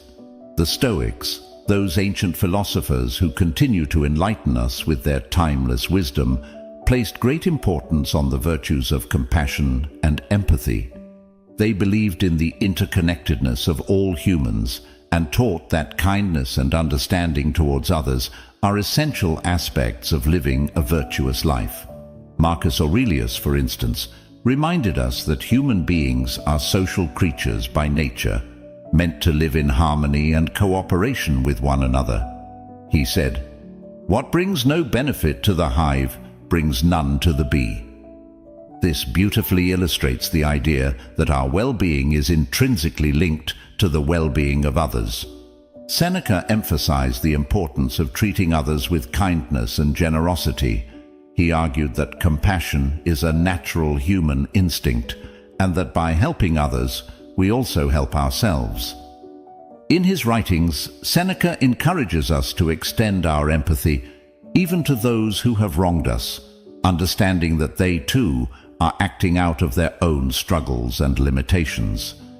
Epictetus taught that we should strive to understand others' perspectives, recognizing that everyone has their reasons for their actions. This doesn't mean condoning harmful behavior, but rather approaching others with a mindset of empathy, seeking to understand their experiences and viewpoints. But how can we practice compassion and empathy in our daily lives? It starts with listening, truly listening to the stories, experiences, and feelings of those around us.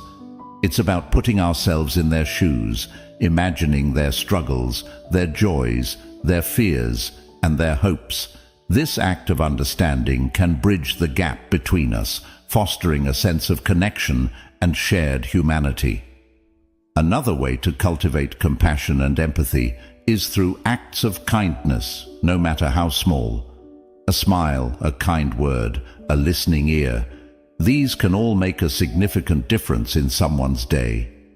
By being present and attentive to others, we signal that they matter, that their feelings and experiences are valid and important. Practicing compassion and empathy also means being there for others in times of need, offering support and understanding without judgment. It's about recognizing the value and dignity of every person, regardless of our differences. The ancient philosopher Aristotle spoke about the importance of friendship and the role of empathy in building strong, meaningful relationships. He believed that true friends not only share in each other's joys, but also in their sorrows, supporting each other with empathy and understanding.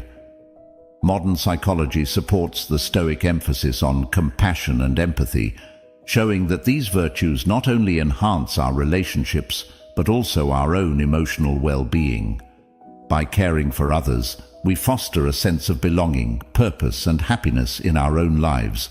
Let's remind ourselves that behind every face is a story, behind every action is a reason, and that by understanding and caring for each other, we make the world a kinder, gentler place. In doing so, we not only enrich the lives of those around us, but also find deeper fulfillment and joy in our own lives.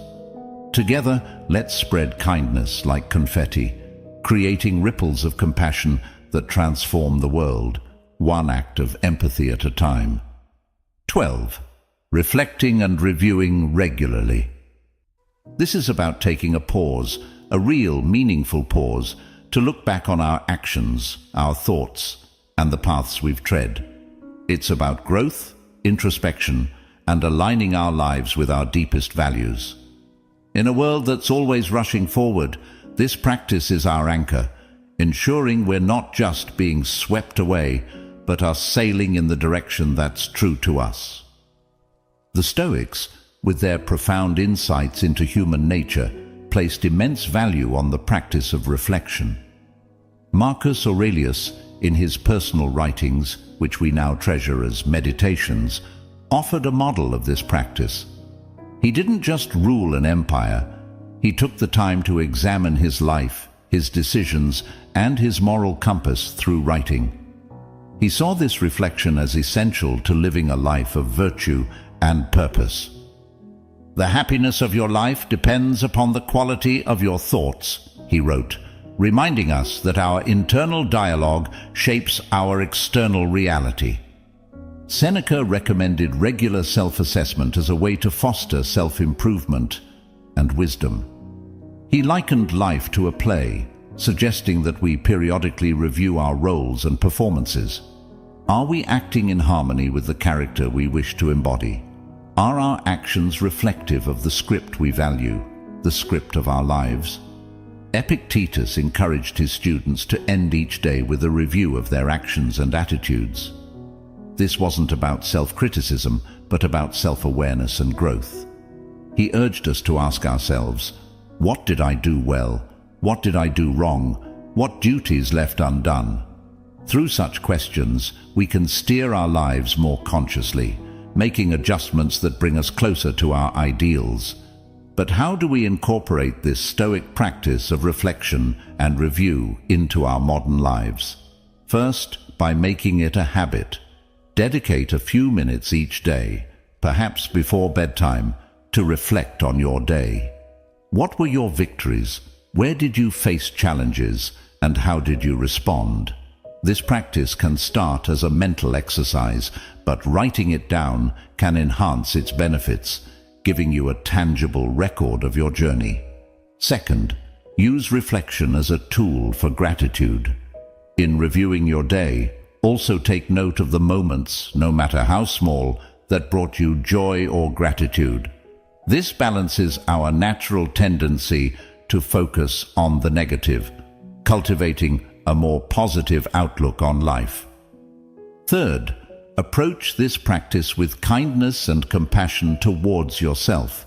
Reflection is not about berating yourself for mistakes, but about recognizing them as opportunities for learning and growth. Be as understanding and supportive to yourself as you would be to a dear friend. Aristotle spoke about the importance of living a reflective life. He believed that true wisdom comes from understanding ourselves, our actions, and our place in the world. This reflection is the essence of living an examined life, one that's in accordance with virtue and excellence.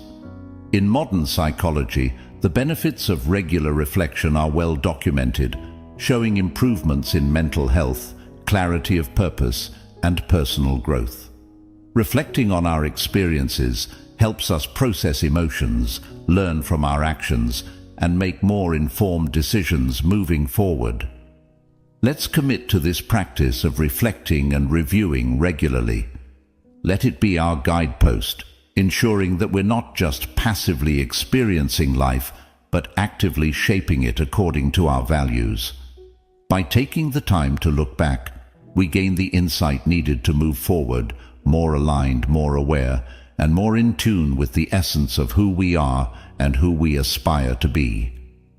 Let's cherish this journey of introspection, for it is in knowing ourselves that we find the path to true fulfillment and joy. Each of these lessons from Stoicism isn't just ancient wisdom. They're life hacks that can help us deal with stress, make better decisions, and find peace in chaos. Remember, it's not the challenges along the way that define us, but the strength we find in facing them, the wisdom we gather, and the compassion we share. Each step, each reflection, each act of kindness is a brushstroke in the masterpiece that is your life. So let's not just exist, let's live, vibrantly, purposefully, authentically.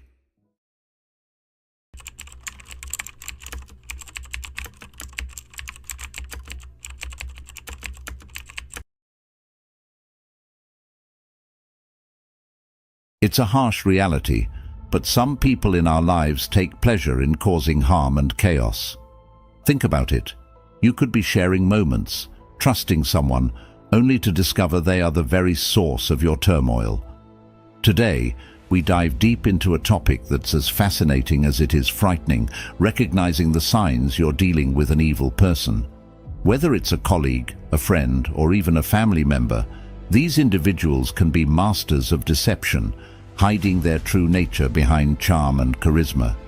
Today, we're not just exploring this dark side of human behavior out of curiosity.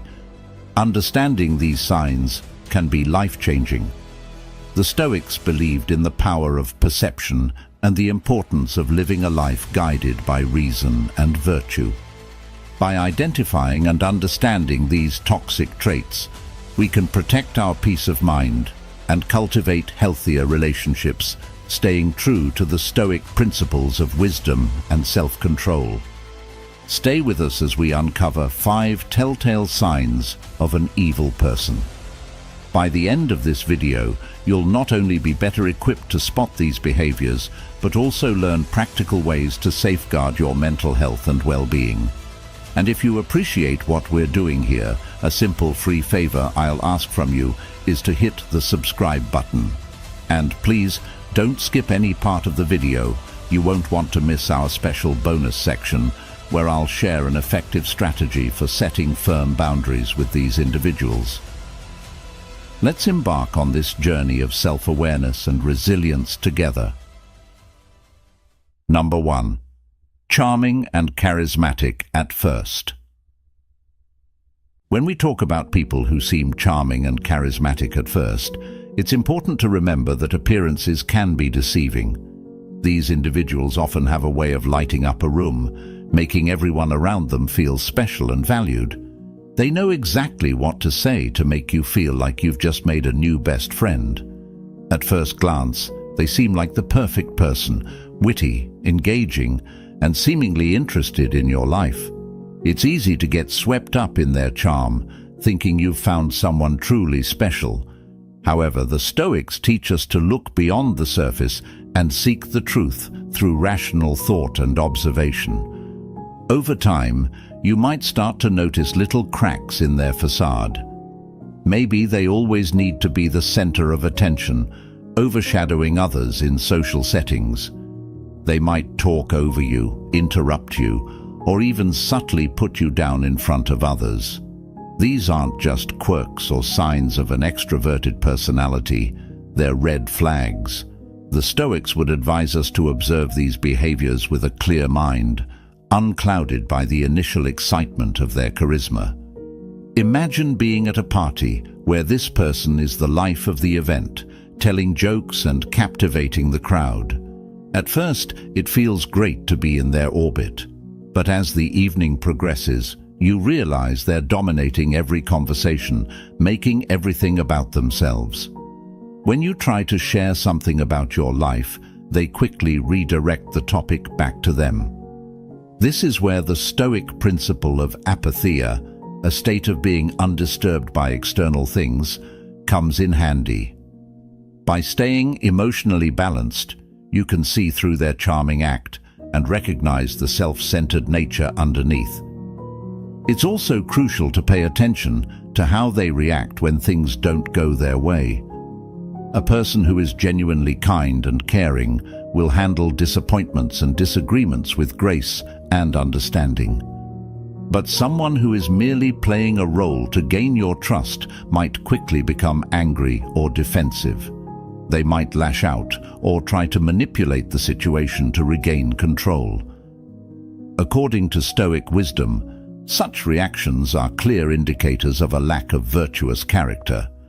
Marcus Aurelius reminds us to be wary of those who display signs of anger and manipulation, as these are not the traits of a rational and virtuous person. The key here is to take your time and trust your instincts. The Stoics believed in the power of observation and the importance of not rushing to judgment based on first impressions. Epictetus taught that we should carefully evaluate the character of those we allow into our inner circle.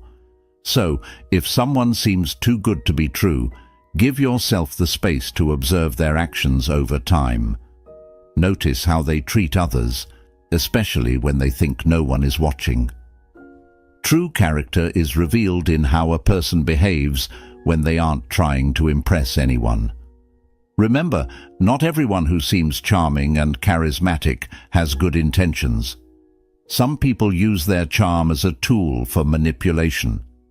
By staying grounded and mindful, you can protect yourself from being taken in by a superficial facade.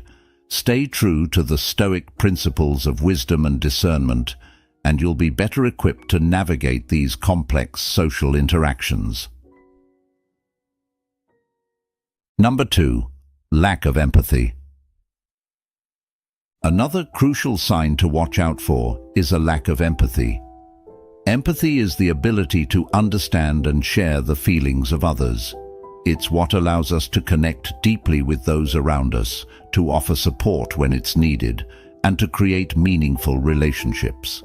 However, there are individuals out there who seem to completely lack this essential human trait. They don't care about how their actions or words affect others, and this can have a devastating impact on those around them. The Stoics believed in the importance of compassion and understanding as fundamental virtues. Marcus Aurelius often spoke about the interconnectedness of humanity and the need to consider the well-being of others as part of our own well-being. So, when we encounter someone who shows a blatant disregard for the feelings of others, it's a serious red flag.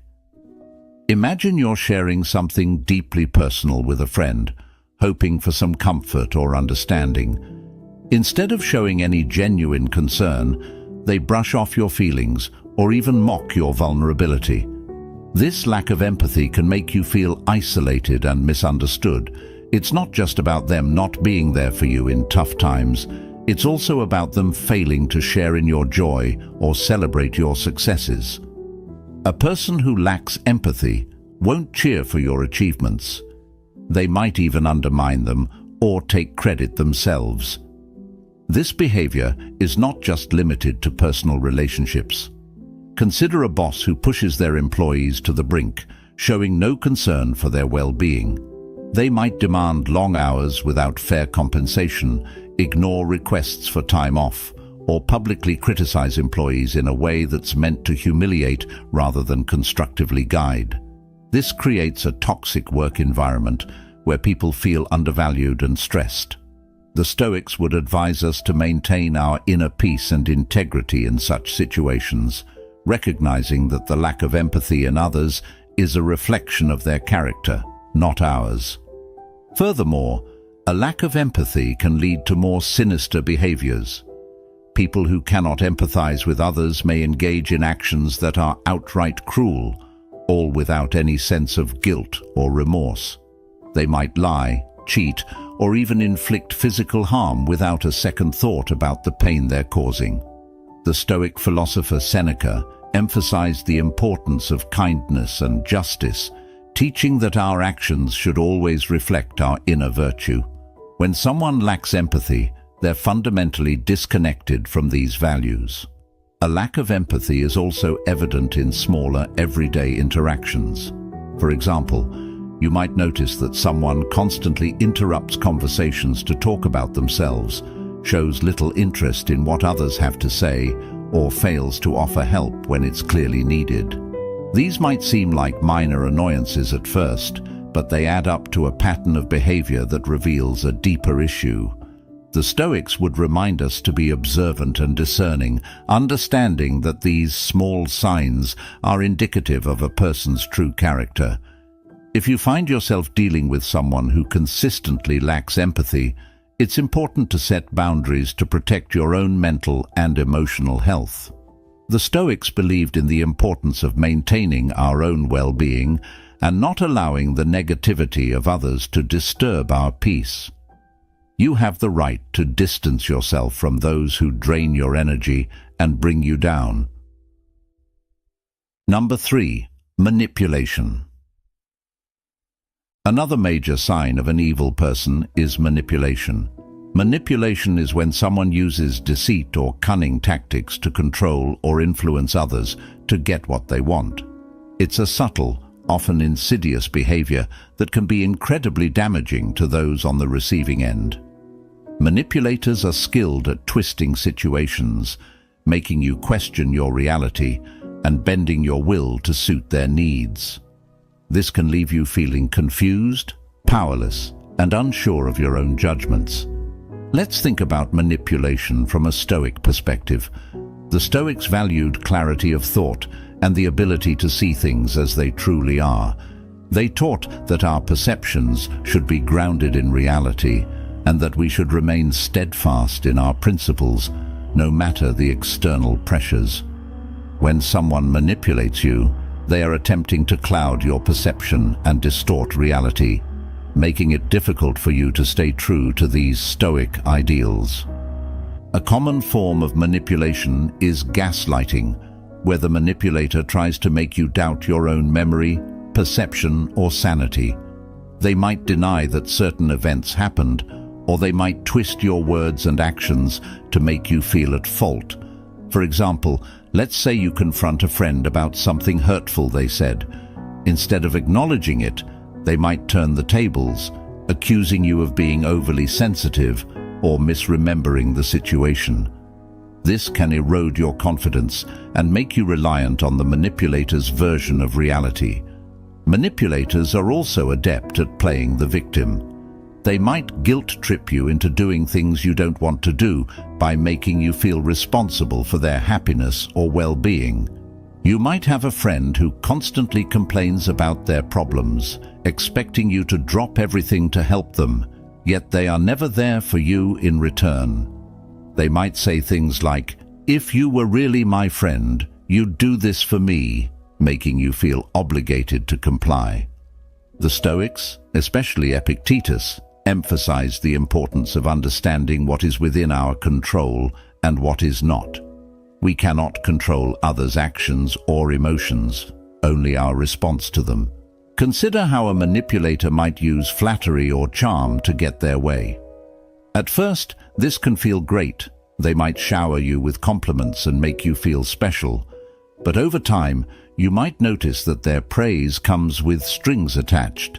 They might compliment you when they want something from you or when they need you to do something for them. This can make you feel like you owe them or that you need to live up to their expectations to maintain their approval. The Stoics would remind us that true virtue and self-worth come from within, not from the fleeting approval of others. Manipulation can also take the form of isolation. A manipulative person might try to cut you off from your friends and family, making you more dependent on them. They might say things like, "Your friends don't really care about you," or "Your family doesn't understand you like I do." This tactic makes it easier for them to control you because you become more reliant on them for support and validation. The Stoics believed in maintaining strong, supportive relationships with others, recognizing that we are social beings who thrive in community. Isolation goes against these principles as it weakens our support network and makes us more vulnerable to manipulation. Financial manipulation is another tactic used by evil people. They might borrow money and never repay it, or they might control your finances to limit your independence. For instance, a partner might insist on managing all the money in the relationship, making you ask for permission to spend anything. This control over finances can make it difficult for you to leave the relationship or assert your independence.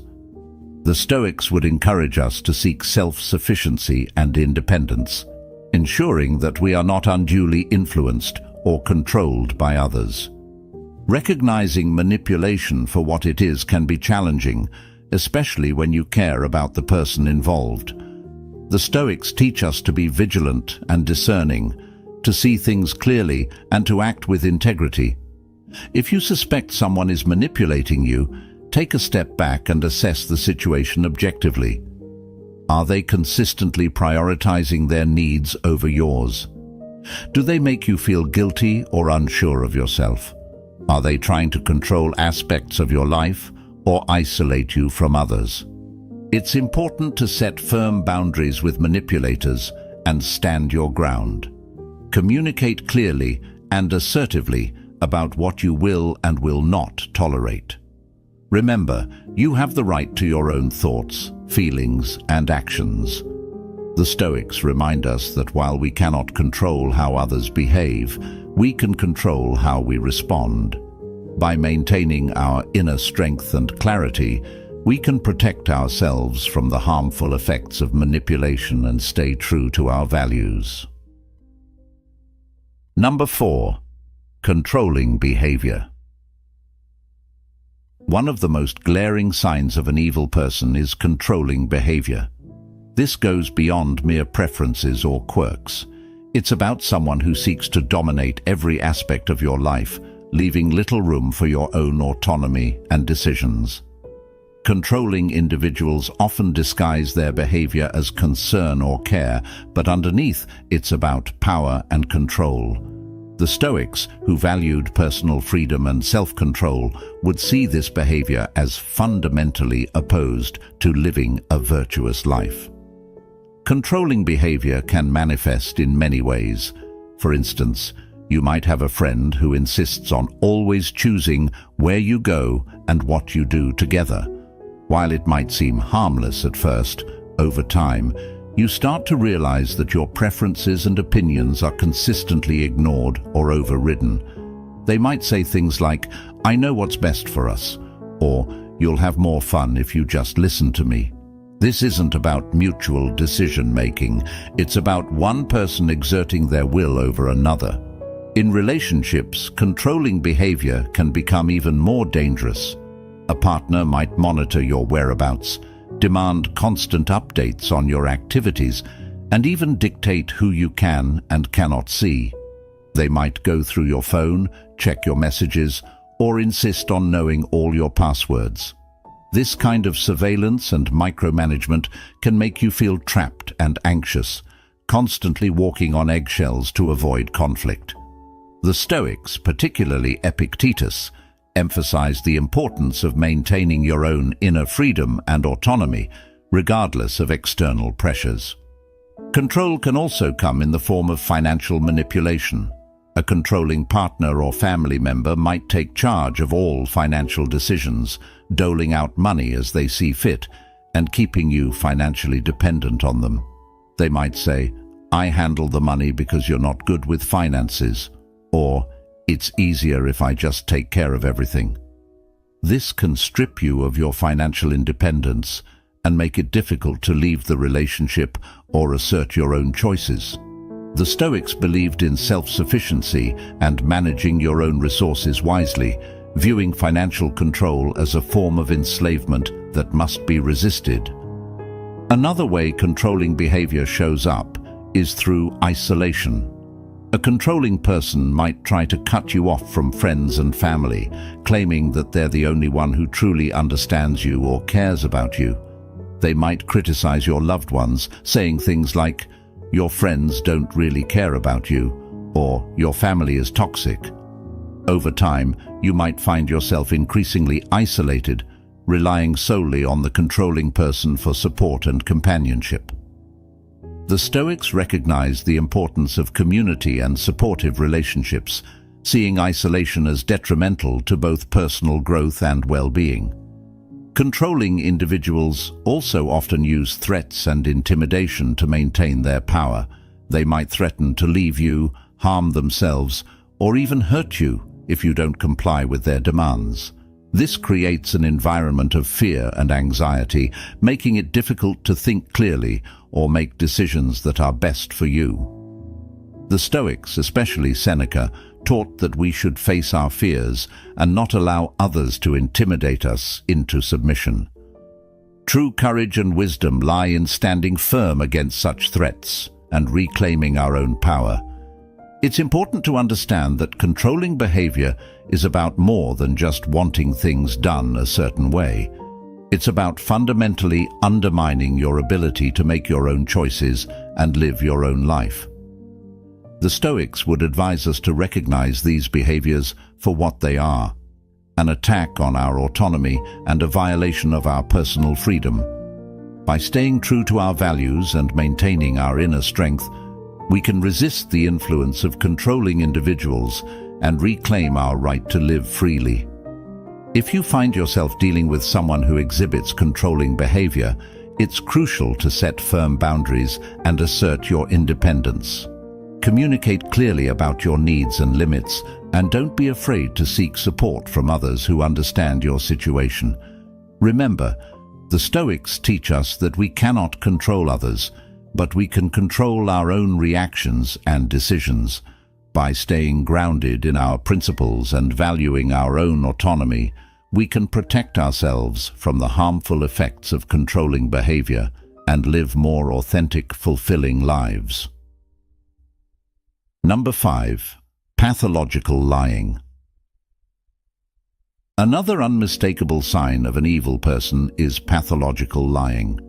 This goes beyond the occasional white lie that most people tell. Pathological liars deceive constantly, often without any apparent reason. They fabricate stories, manipulate facts, and distort reality to suit their own needs or to gain an advantage over others. This behavior can be incredibly damaging to relationships, eroding trust and creating a web of deceit that's difficult to untangle. The Stoics valued truth and integrity above all else. They believed that a virtuous life was grounded in honesty and that deceit was a fundamental betrayal of one's character. Marcus Aurelius emphasized living in accordance with nature, which means aligning our actions with truth and reason. When someone lies pathologically, they are living in direct opposition to these principles, creating a false reality that benefits only themselves.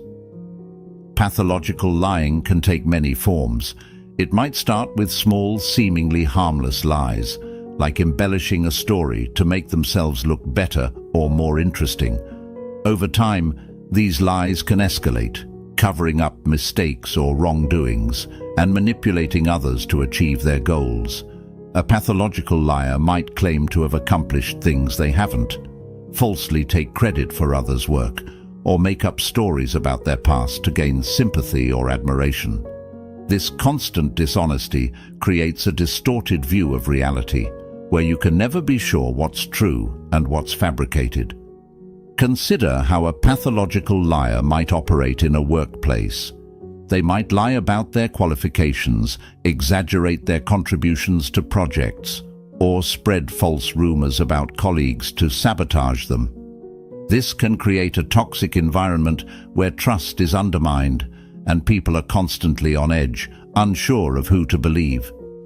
The Stoics would advise us to remain steadfast in our own integrity, not allowing ourselves to be swayed by the deceitful actions of others. Epictetus taught that we should focus on what we can control, our own thoughts and actions, and not be disturbed by the dishonesty of those around us. In personal relationships, pathological lying can be even more destructive. Imagine being in a relationship with someone who constantly lies about their whereabouts, their past, or their feelings. This behavior can make you feel insecure, anxious, and constantly questioning your own perceptions. You might find yourself doubting your memory or second-guessing your instincts, which is exactly what the liar wants. They thrive on creating confusion and instability, keeping you off balance so they can maintain control. The Stoics would remind us to trust our own judgment and not be swayed by the manipulations of others. Seneca taught that true peace comes from within, and that we should not allow the deceit of others to disturb our inner tranquility. One of the most insidious aspects of pathological lying is that it's often difficult to detect at first. Pathological liars can be incredibly convincing, telling their lies with such confidence and detail that it's hard not to believe them. They might mix truth with lies, making it even more challenging to discern what's real. This is where the Stoic principle of vigilance comes into play. We must remain observant and critical, not taking things at face value, but instead seeking the truth through careful consideration and evidence. When you catch someone in a lie, pay attention to how they react. Do they become defensive or aggressive? Do they try to turn the tables and blame you? Or do they offer a plausible explanation that seems to make sense, even if it's just another layer of deceit? A genuine person will admit to their mistakes and strive to correct them, while a pathological liar will double down on their falsehoods, weaving an even more intricate web of lies. The Stoics would counsel us to remain calm and rational in the face of such behavior, recognizing it for what it is and not allowing it to provoke us.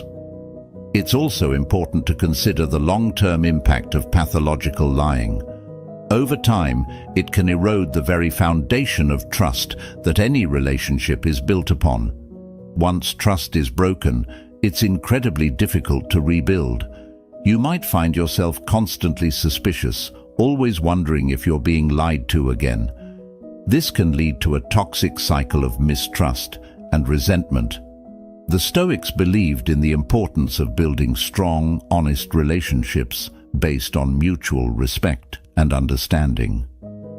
When dealing with a pathological liar, you must decide whether it's worth trying to rebuild that trust or whether it's healthier to distance yourself from their toxic influence. If you find yourself entangled with a pathological liar, it's crucial to set firm boundaries and protect your own mental and emotional well-being. The Stoics would advise us to remain true to our own values and principles, not allowing ourselves to be dragged down by the deceit of others. Be clear about what you will and will not tolerate, and don't be afraid to walk away from a relationship or situation that is built on lies. Remember, your peace of mind and integrity are more important than maintaining a connection with someone who consistently deceives you. Now, how can you protect yourself from these harmful behaviors while maintaining your peace and integrity? Setting boundaries is one of the most crucial skills you can develop when dealing with difficult or toxic people. Boundaries are about defining what you will and will not accept in your relationships, and they are essential for protecting your mental, emotional, and even physical well-being. The Stoics, who emphasized the importance of personal integrity and inner peace, would see boundary setting as a fundamental practice for maintaining a virtuous and tranquil life. First and foremost, it's important to recognize that setting boundaries is not about being harsh or unkind. It's about respecting yourself and ensuring that others respect you as well. The Stoics believed in the importance of self-respect and living in harmony with our true nature. By setting clear boundaries, you're not only protecting yourself, but also fostering healthier interactions with others. When it comes to setting boundaries, clarity is key. You need to be specific about what behaviors you will not tolerate and communicate this clearly and assertively. For example, if you have a friend who frequently belittles you or puts you down, you might say, "I appreciate our friendship, but I won't tolerate being spoken to in a disrespectful manner. If this continues, I will have to distance myself." This approach is direct and leaves no room for misinterpretation. According to Stoic principles, this kind of clear communication helps maintain order and respect in relationships. Another important aspect of setting boundaries is consistency. It's not enough to state your boundaries once and expect others to adhere to them without reminders. You must consistently enforce your boundaries even when it's uncomfortable or difficult. The Stoics, particularly Epictetus, emphasized the importance of discipline and perseverance. By consistently upholding your boundaries, you demonstrate self-respect and teach others how to treat you. If someone repeatedly crosses your boundaries, it's a clear sign that they do not respect you or your limits, and it may be necessary to reassess the relationship. It's also important to remember that setting boundaries is not a one-time event, but an ongoing process. As relationships evolve, your boundaries may need to be adjusted. For instance, in a work environment, you might need to set boundaries around your availability and workload to prevent burnout. You could say to a colleague or supervisor, "I am happy to help with this project, but I cannot take on additional tasks beyond my current responsibilities." The Stoics would advise us to balance our duties and not overextend ourselves to the detriment of our well-being. One of the most challenging aspects of setting boundaries is dealing with the pushback or resistance you might encounter. People who are used to getting their way, especially those with controlling or manipulative tendencies, may not take kindly to your newfound assertiveness. They might react with anger, guilt-tripping, or even attempts to undermine your confidence. The Stoics teach us to remain calm and steadfast in the face of such challenges. Marcus Aurelius wrote about the importance of maintaining our composure and not being swayed by the negative emotions of others. When you encounter resistance, stay firm and remind yourself that your boundaries are necessary for your well-being. In some cases, setting boundaries might mean making difficult decisions, such as distancing yourself from certain individuals or even ending relationships that are toxic or harmful. This can be a painful process, but it's essential for preserving your mental and emotional health. The Stoics would remind us that our primary responsibility is to our own virtue and well-being. Seneca often spoke about the importance of choosing our associations wisely, recognizing that the company we keep can significantly impact our character and happiness. By distancing yourself from those who consistently violate your boundaries, you are making a powerful statement about your self-worth and commitment to living a virtuous life. It's also helpful to seek support from others when setting boundaries. This could mean talking to trusted friends, family members, or a therapist about your experiences and getting their input and encouragement.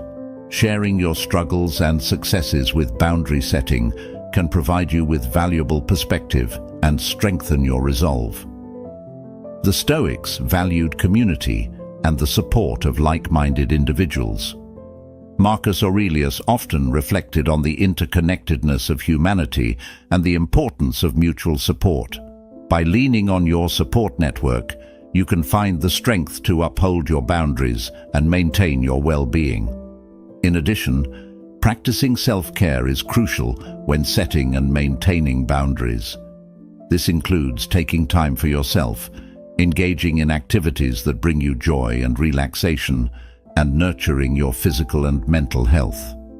The Stoics believed in the importance of self-care as a foundation for a virtuous life. Epictetus, for example, emphasized the need to care for our own well-being so that we can be of service to others and fulfill our responsibilities effectively. By prioritizing self-care, you reinforce the message that your well-being is important and deserving of protection. Remember that setting boundaries is a form of self-respect and self-love. It's about recognizing your own value and refusing to allow others to diminish it.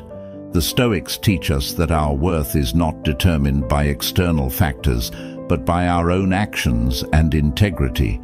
By setting and maintaining boundaries, you are living in accordance with these principles and fostering a life of peace, virtue, and resilience. Remember, your peace and integrity are worth protecting, no matter who tries to undermine them.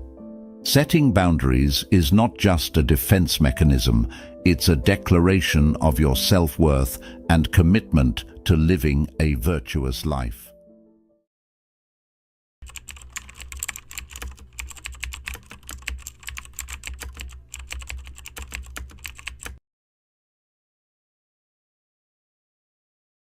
Imagine this. At this very moment, you hold the power to transform your life's greatest challenges into your most profound victories. But how, you might ask? Today, we dive deep into the heart of Stoicism, an ancient philosophy that has empowered individuals to thrive in adversity and find serenity amidst chaos for centuries. Think about the last time you faced a situation that tested your patience or shook your confidence. How did you respond? Were you a prisoner to your immediate reactions, or did you choose a response that reflected your deeper values and convictions? This is where Stoicism shines, guiding us to respond to life's challenges with courage, wisdom, and equanimity. Today, we're diving into a profound concept that has its roots in ancient wisdom, yet remains strikingly relevant in our modern world. The art of training your mind to respond, not react. This concept isn't just about controlling your temper or keeping your cool in challenging situations. It's about cultivating a deep-seated sense of awareness, a grounding in the present moment that allows you to navigate life's ups and downs with grace and intention. The Stoics, ancient philosophers known for their practical approach to life, had a lot to say about this. They believed that while we might not have control over the events that happen to us, we do have control over how we interpret and respond to these events.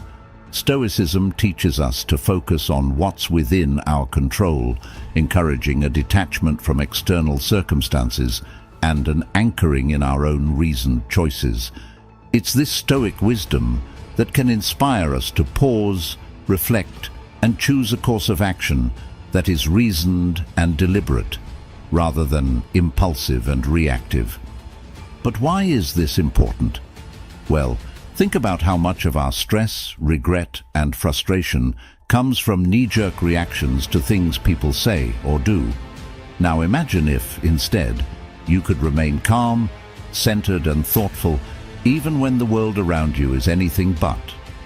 This isn't just about improving your peace of mind, it's about becoming a more effective, compassionate, and resilient person, qualities that can transform not only your life, but also the lives of those around you. In our conversation today, we'll explore various strategies that draw from both modern psychology and Stoic philosophy to help you develop this responsive mindset. We'll look at how to cultivate mindfulness, the importance of identifying and expressing your emotions constructively, and how to keep the bigger picture in mind, a perspective that the Stoics excelled at. By the end of this discussion, you'll have a toolkit of strategies to help you pause, assess, and respond thoughtfully to whatever life throws your way. So, let's embark on this journey together, learning to anchor ourselves in the wisdom of Stoicism and the power of our own minds to choose our responses, transforming our experiences and interactions for the better.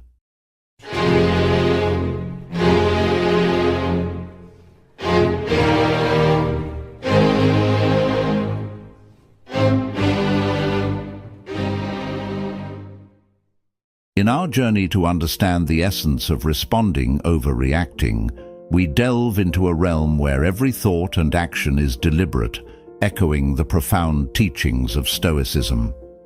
The Stoics, those venerable sages of ancient Greece and Rome, held a view of life that is remarkably applicable to our fast-paced modern world.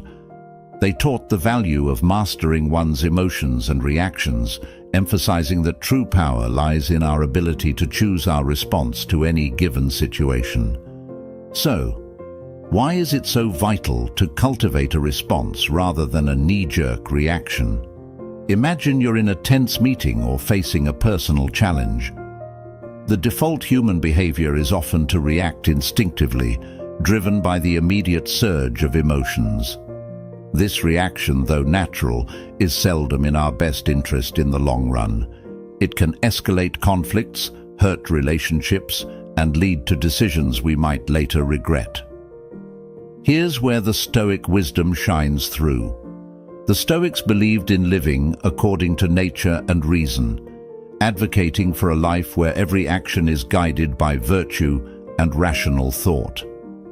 By embracing this philosophy, we learn to observe our initial impulses, examine them with a rational mind, and choose a course of action that aligns with our core values and long-term goals. Responding rather than reacting means taking a moment to pause when faced with a triggering event. It's about stepping back to observe not only the external event, but also your internal response to it.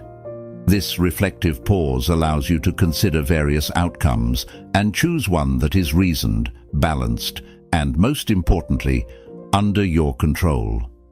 In practicing this Stoic approach, you're not suppressing your emotions or pretending they don't exist. Instead, you're acknowledging them, understanding their origins, and then deciding if and how they should influence your actions.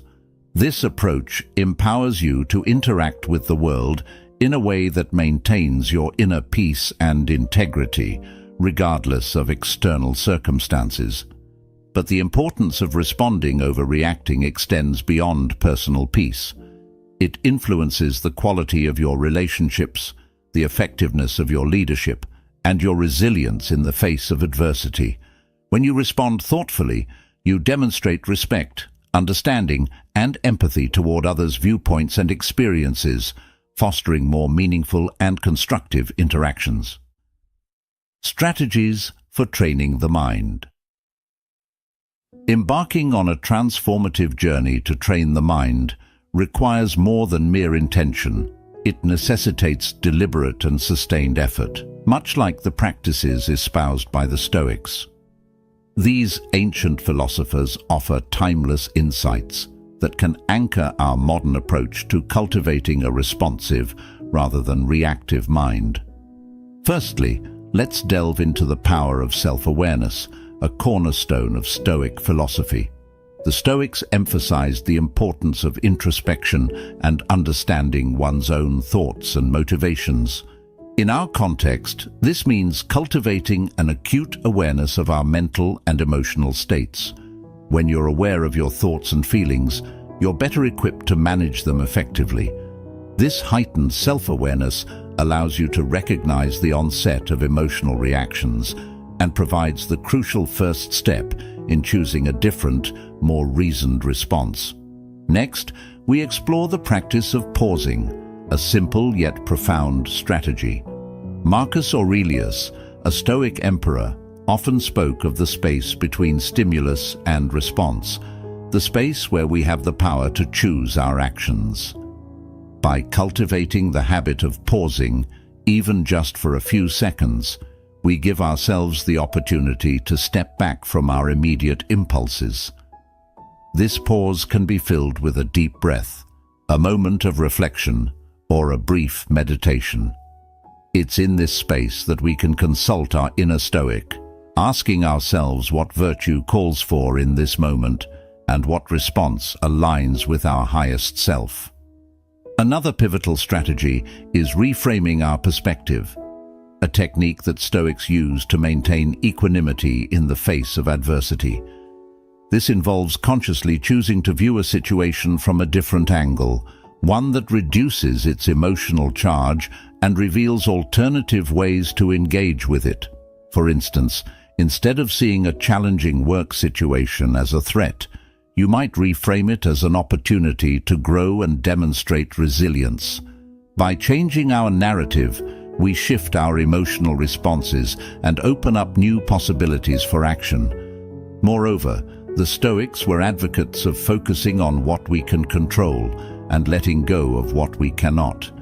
In practicing this principle, we learn to invest our energy wisely, responding actively to our own thoughts and actions while accepting the external events as they unfold.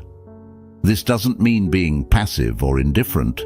Rather, it's about recognizing where our power truly lies and choosing to act there with intention and integrity. Finally, the practice of consistent reflection and adjustment is key to training the mind.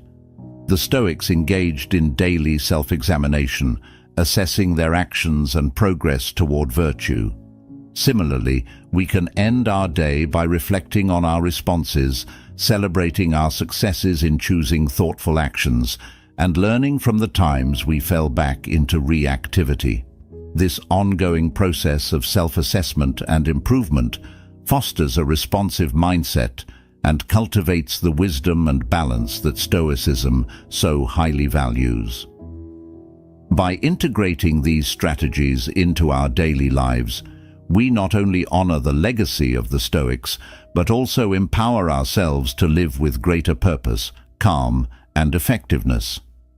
Through persistent practice, we transform our minds, guiding them toward responses that reflect our deepest values and aspirations. Mindfulness practices. Mindfulness, at its core, is about cultivating a deep awareness of the present moment. It's about observing our thoughts, emotions, and sensations without judgment, allowing us to gain insights into their nature and influence. By practicing mindfulness, we align with the Stoic endeavor to live with awareness and intention, anchoring ourselves firmly in the now, the only time when we truly have the power to act. One practical way to cultivate mindfulness is through focused attention exercises, such as breath meditation. By simply observing our breath, noticing each inhale and exhale, we develop the ability to maintain attention and return it to our point of focus when it wanders.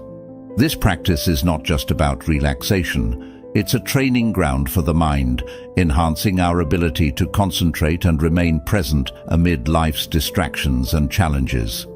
Another key practice is mindful observation, which can be applied to any daily activity, turning it into an opportunity for mindfulness.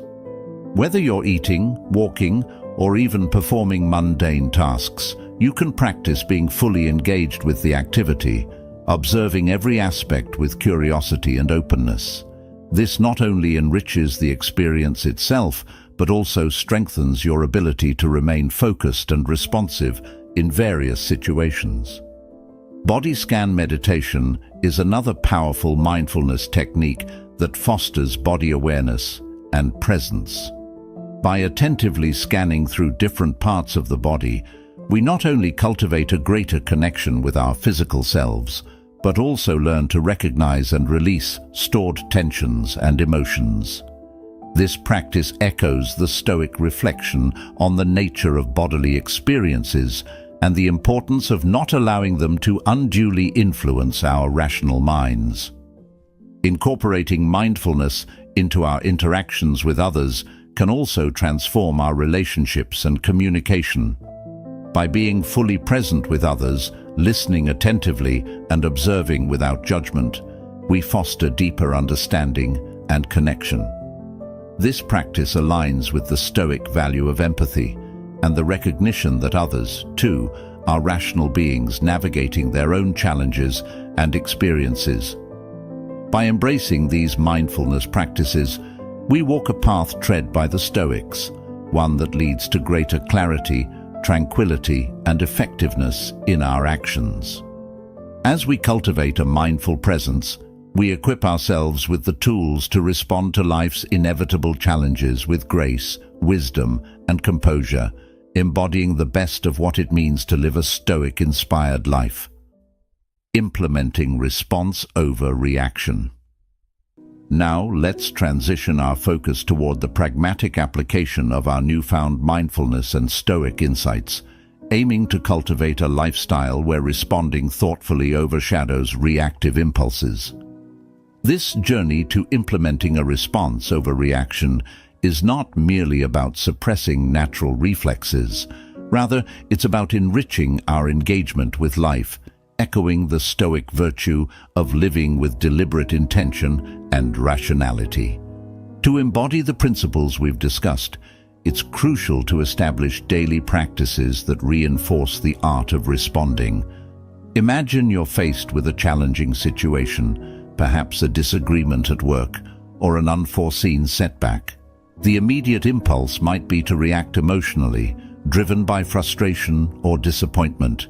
Yet this is the moment to harness our Stoic-inspired training, to pause and consider the broader perspective, asking ourselves, what would a Stoic philosopher do? This question isn't a call for emotional suppression. Instead, it's an invitation to engage our rational mind, to evaluate the situation dispassionately and identify constructive responses. Here, we're not eliminating emotions, but channeling them productively, using reason to navigate through them. It's about acknowledging our feelings, understanding their triggers, and then, with clarity and calm, deciding the best course of action that aligns with our values and objectives. In practical terms, this could mean taking a brief walk to clear your mind before responding to a provocative email, or it might involve a deeper analysis of what's truly upsetting you in a conflict, seeking the underlying issues rather than reacting to surface irritants. Each time you choose to respond rather than react, you're reinforcing a pattern of thoughtful engagement with life's challenges, fostering resilience, and cultivating a more profound sense of peace and satisfaction. Moreover, integrating this approach into your daily routines amplifies its impact.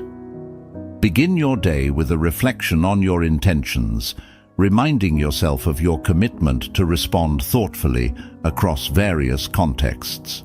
Engage in regular journaling to reflect on your responses, celebrate your successes, and identify areas for growth. And, importantly, embrace a mindset of continuous learning and adaptation, recognizing that each day offers fresh opportunities to practice and deepen your mastery of response over reaction. By committing to this path, you're not just adopting a strategy for stress reduction or conflict management. You're embracing a way of life that reflects the Stoic pursuit of virtue and wisdom. You're choosing to live with intentionality, aligning your actions with your highest ideals, and in doing so, you're contributing to a more reasoned, compassionate, and responsive world. The journey from reaction to response is transformative, beckoning us toward a deeper engagement with our inner selves and the external world. It's a path that the Stoics walked with diligence and dedication, and now, with their wisdom guiding us, we too can aspire to navigate life's vicissitudes with grace, equanimity, and rationality, embodying the true spirit of Stoicism in our modern era. The essence of our exploration is not just about managing our reactions in isolation, but about integrating a responsive, thoughtful approach into the fabric of our lives. By embracing the principles of Stoicism, focusing on what's within our control, acting with reason, and striving for virtue, we empower ourselves to navigate life's challenges with greater equanimity and purpose. This Stoic-inspired path encourages us to view every moment as an opportunity to practice our commitment to response over reaction. Whether we're faced with daily irritations, significant setbacks, or pivotal decisions, each situation presents a chance to embody the Stoic virtues of wisdom, courage, justice, and temperance. By consistently choosing to respond thoughtfully, we not only enhance our own well-being, but also contribute positively to the lives of those around us. Remember, the journey toward mastering response over reaction is ongoing, a process of continual learning and growth. Like the Stoics, we must embrace the discipline of self-reflection, regularly assessing our progress and adjusting our course as needed. This commitment to personal growth not only brings us closer to our ideal selves, but also resonates outward, influencing our relationships, communities, and the broader tapestry of our interconnected lives. As we reach the end of this journey together, remember, every moment is a choice, a chance to embody the calm, the resilience, and the wisdom of Stoicism. In the tapestry of life, your responses are threads of your character, woven with intention and purpose. Now, as we part ways, I invite you to continue your exploration. Look to the screen for suggested videos that delve deeper into the art of living wisely and well. Thank you for joining us at Stoic Journal, for embracing the path of mindful response over reactive impulse. May your journey forward be enriched with clarity, virtue, and peace.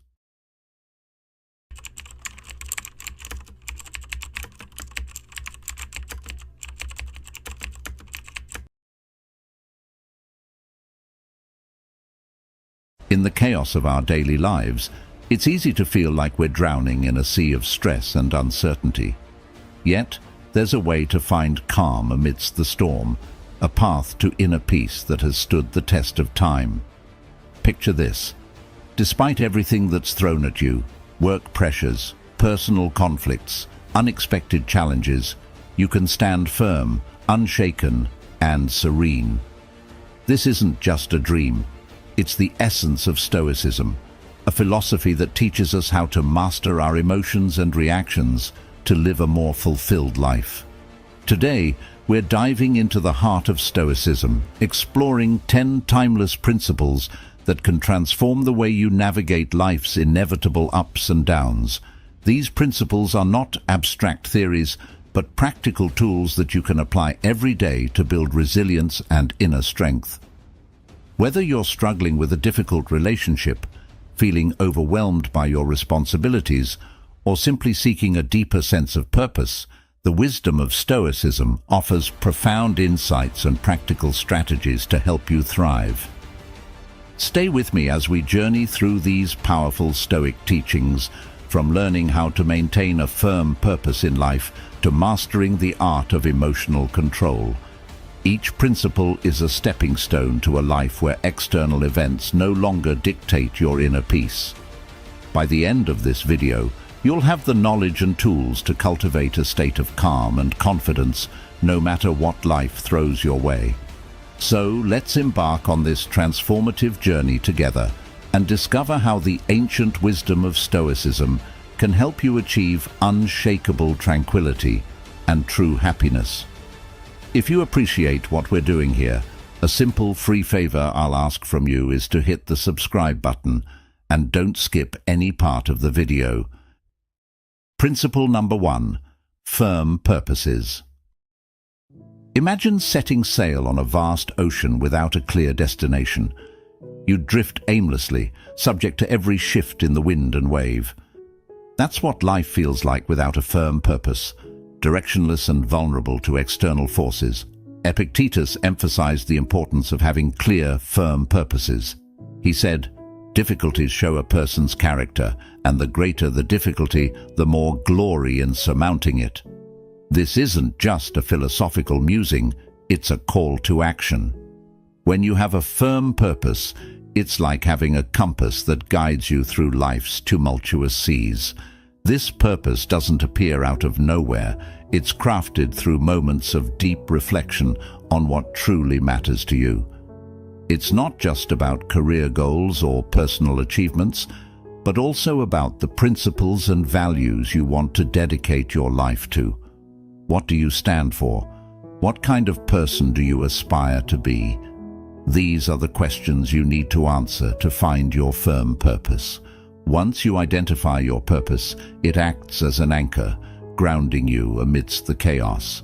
Life will throw challenges your way. This is inevitable. But with a firm purpose, these challenges become more manageable.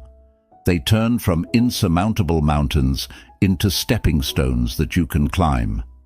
Think of it this way. When your goals and values are crystal clear, the world around you seems to shrink. Colossal challenges become small steps in the journey towards your ultimate purpose. This inner strength, cultivated through Stoic wisdom, cannot be easily defeated. A firm purpose is not something you stumble upon by chance. It's the result of deliberate, deep reflection on what genuinely matters to you. This reflection requires time and honesty. You must dig deep into your soul, beyond the superficial desires and fleeting wants, to discover what truly drives you.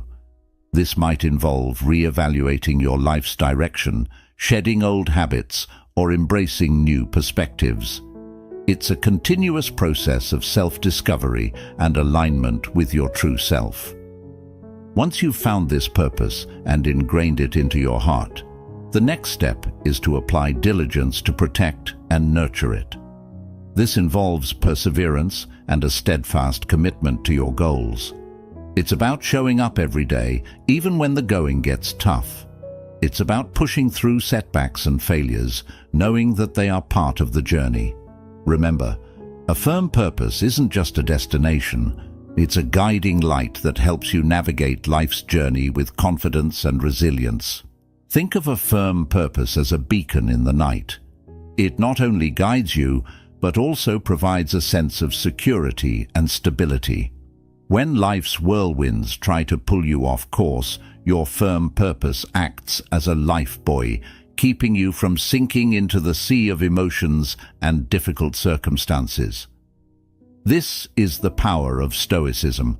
It's not just a set of rules for living, it's a profound understanding of the power of will and determination. Epictetus reminds us that true power lies in our ability to stay committed to our purpose despite external obstacles. In the light of this philosophy, nothing is impossible, and nothing can shake your resilient spirit. So, take some time to reflect deeply on your purpose. Write it down, internalize it, and let it guide you. This firm purpose will be your anchor, your beacon, and your unwavering guide through the storms of life. Principle number 2, guarding your mind. When someone offends us, it's natural to feel hurt and want to retaliate. But here's where Stoicism steps in with a powerful lesson. Our emotions are the result of our thoughts and personal perspectives. This means we have the power to choose how to respond to any situation. Instead of letting offense overwhelm us, we can see it as an opportunity to strengthen our patience and self-awareness. Think of it like this. Every time you resist the urge to react impulsively, you're building a mental muscle. You're training your mind to remain calm and composed, no matter what. Mind control is not just a skill, it's an art that requires daily practice. Start with small habits that help you regain control over your thoughts. For instance, set small, achievable goals every day. Each time you accomplish a goal, no matter how minor, you build self-confidence and reinforce your ability to control your mind. Focus on living in the present moment and deepening your understanding of your emotions.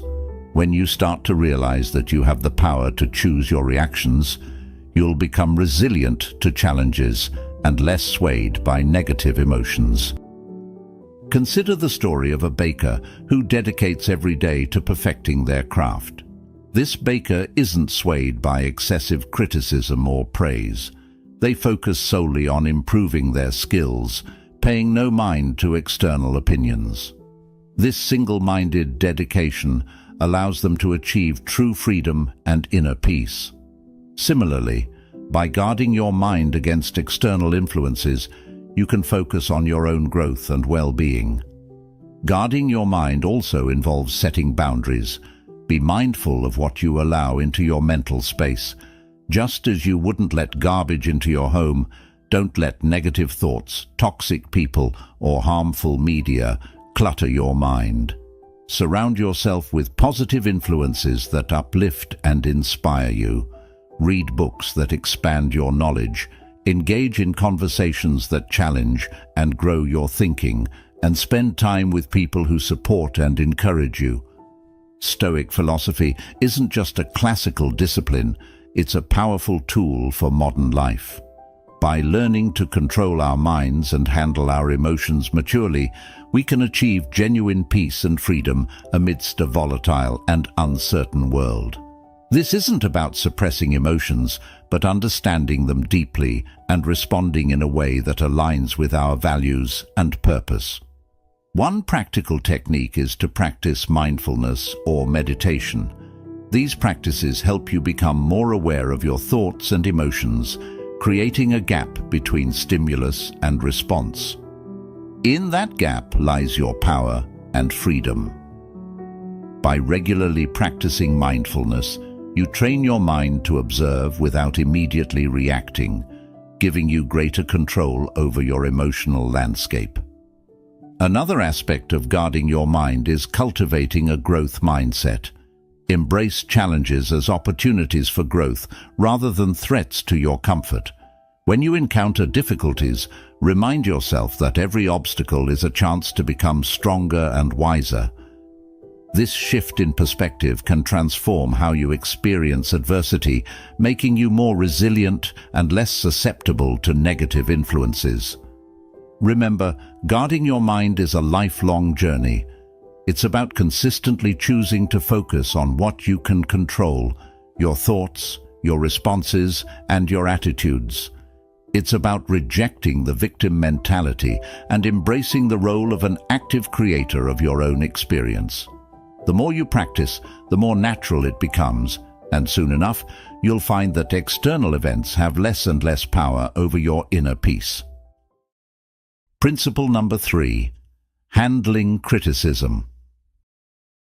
Epictetus taught that we cannot control the opinions or actions of others, but we can control how we react to them. This principle means that even when someone criticizes us harshly, We have the power to decide how much that criticism will affect us. In today's world, this translates to accepting that everyone has their own perspectives and values, which may not always align with ours. It's normal to encounter differing opinions and sometimes harsh words. What matters is how we process and respond to these situations. The first step in handling criticism is understanding ourselves deeply. When you have a clear understanding of your motivations and the reasons behind your actions, criticism from others loses its sting. If you know you are acting according to your values and principles, negative words from others become less significant. This self-awareness creates a strong foundation that protects you from being easily swayed by external opinions. When faced with criticism, instead of reacting defensively, take a moment to pause and reflect. Ask yourself if there is any truth in the criticism. Sometimes even harsh feedback can contain valuable insights that can help us grow. This doesn't mean you have to accept all criticism as valid, but being open to considering it shows maturity and a willingness to learn. Stoicism also teaches the importance of patience and gentleness. Patience allows us to maintain our composure and not react hastily or negatively to criticism. Gentleness helps us maintain good relationships with others, even when they disagree with us or criticize us. Think of the lives of saints and ascetics who faced harm and insults with patience and kindness, always holding fast to their chosen path. By practicing patience and gentleness, we can handle criticism without letting it disrupt our inner peace. Handling criticism also involves developing a thick skin. This doesn't mean becoming indifferent or ignoring feedback, but rather building resilience. It's about understanding that not all criticism is about you. Sometimes, people criticize others because of their own insecurities, frustrations, or misunderstandings.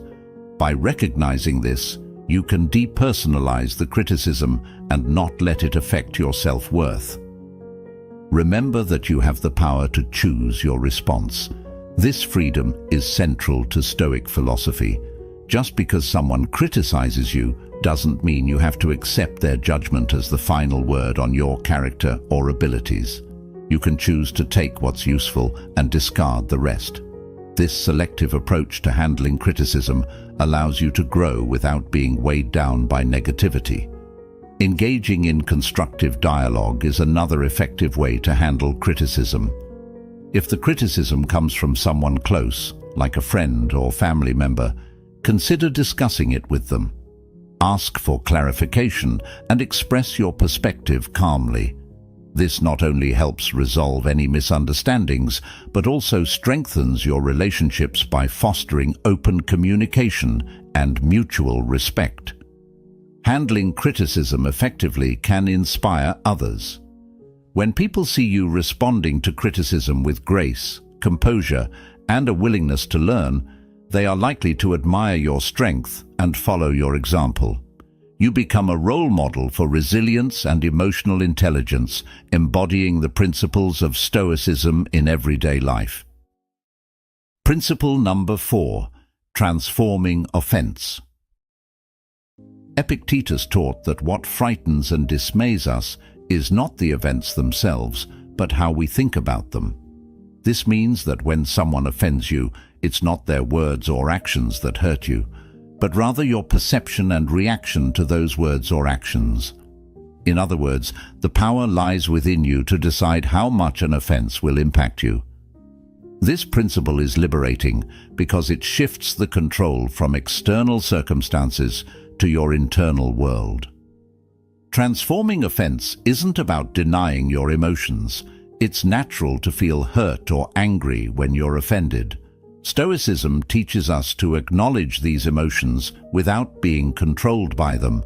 It's about creating a space between the stimulus and your response. In that space lies your power to choose a response that aligns with your values and long-term goals. One practical way to transform offense is through cognitive reframing. When you feel offended, Try to look at the situation from a different angle.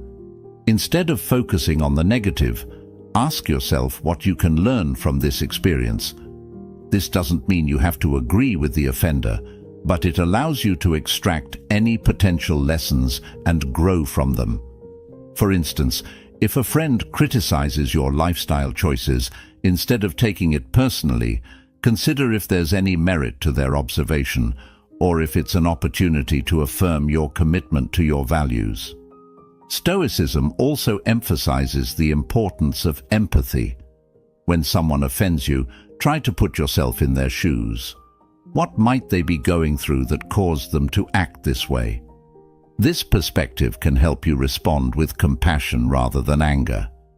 It's not about excusing bad behavior, but about understanding the human condition and recognizing that everyone has their struggles. Another powerful technique is to practice forgiveness. Holding on to offense and resentment only harms you. It's like drinking poison and expecting the other person to suffer. By choosing to forgive, you free yourself from the burden of negative emotions. Forgiveness doesn't mean condoning the offense, but rather releasing its hold on you. It's a gift you give yourself, allowing you to move forward with peace and clarity.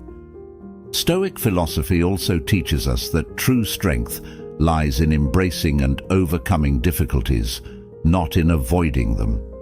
Every offense you encounter is an opportunity to build your resilience. Just like a muscle grows stronger through resistance, your character strengthens through facing and transforming offenses. The more you practice this, the more naturally it will come, until you find that external events have little power to disturb your inner peace.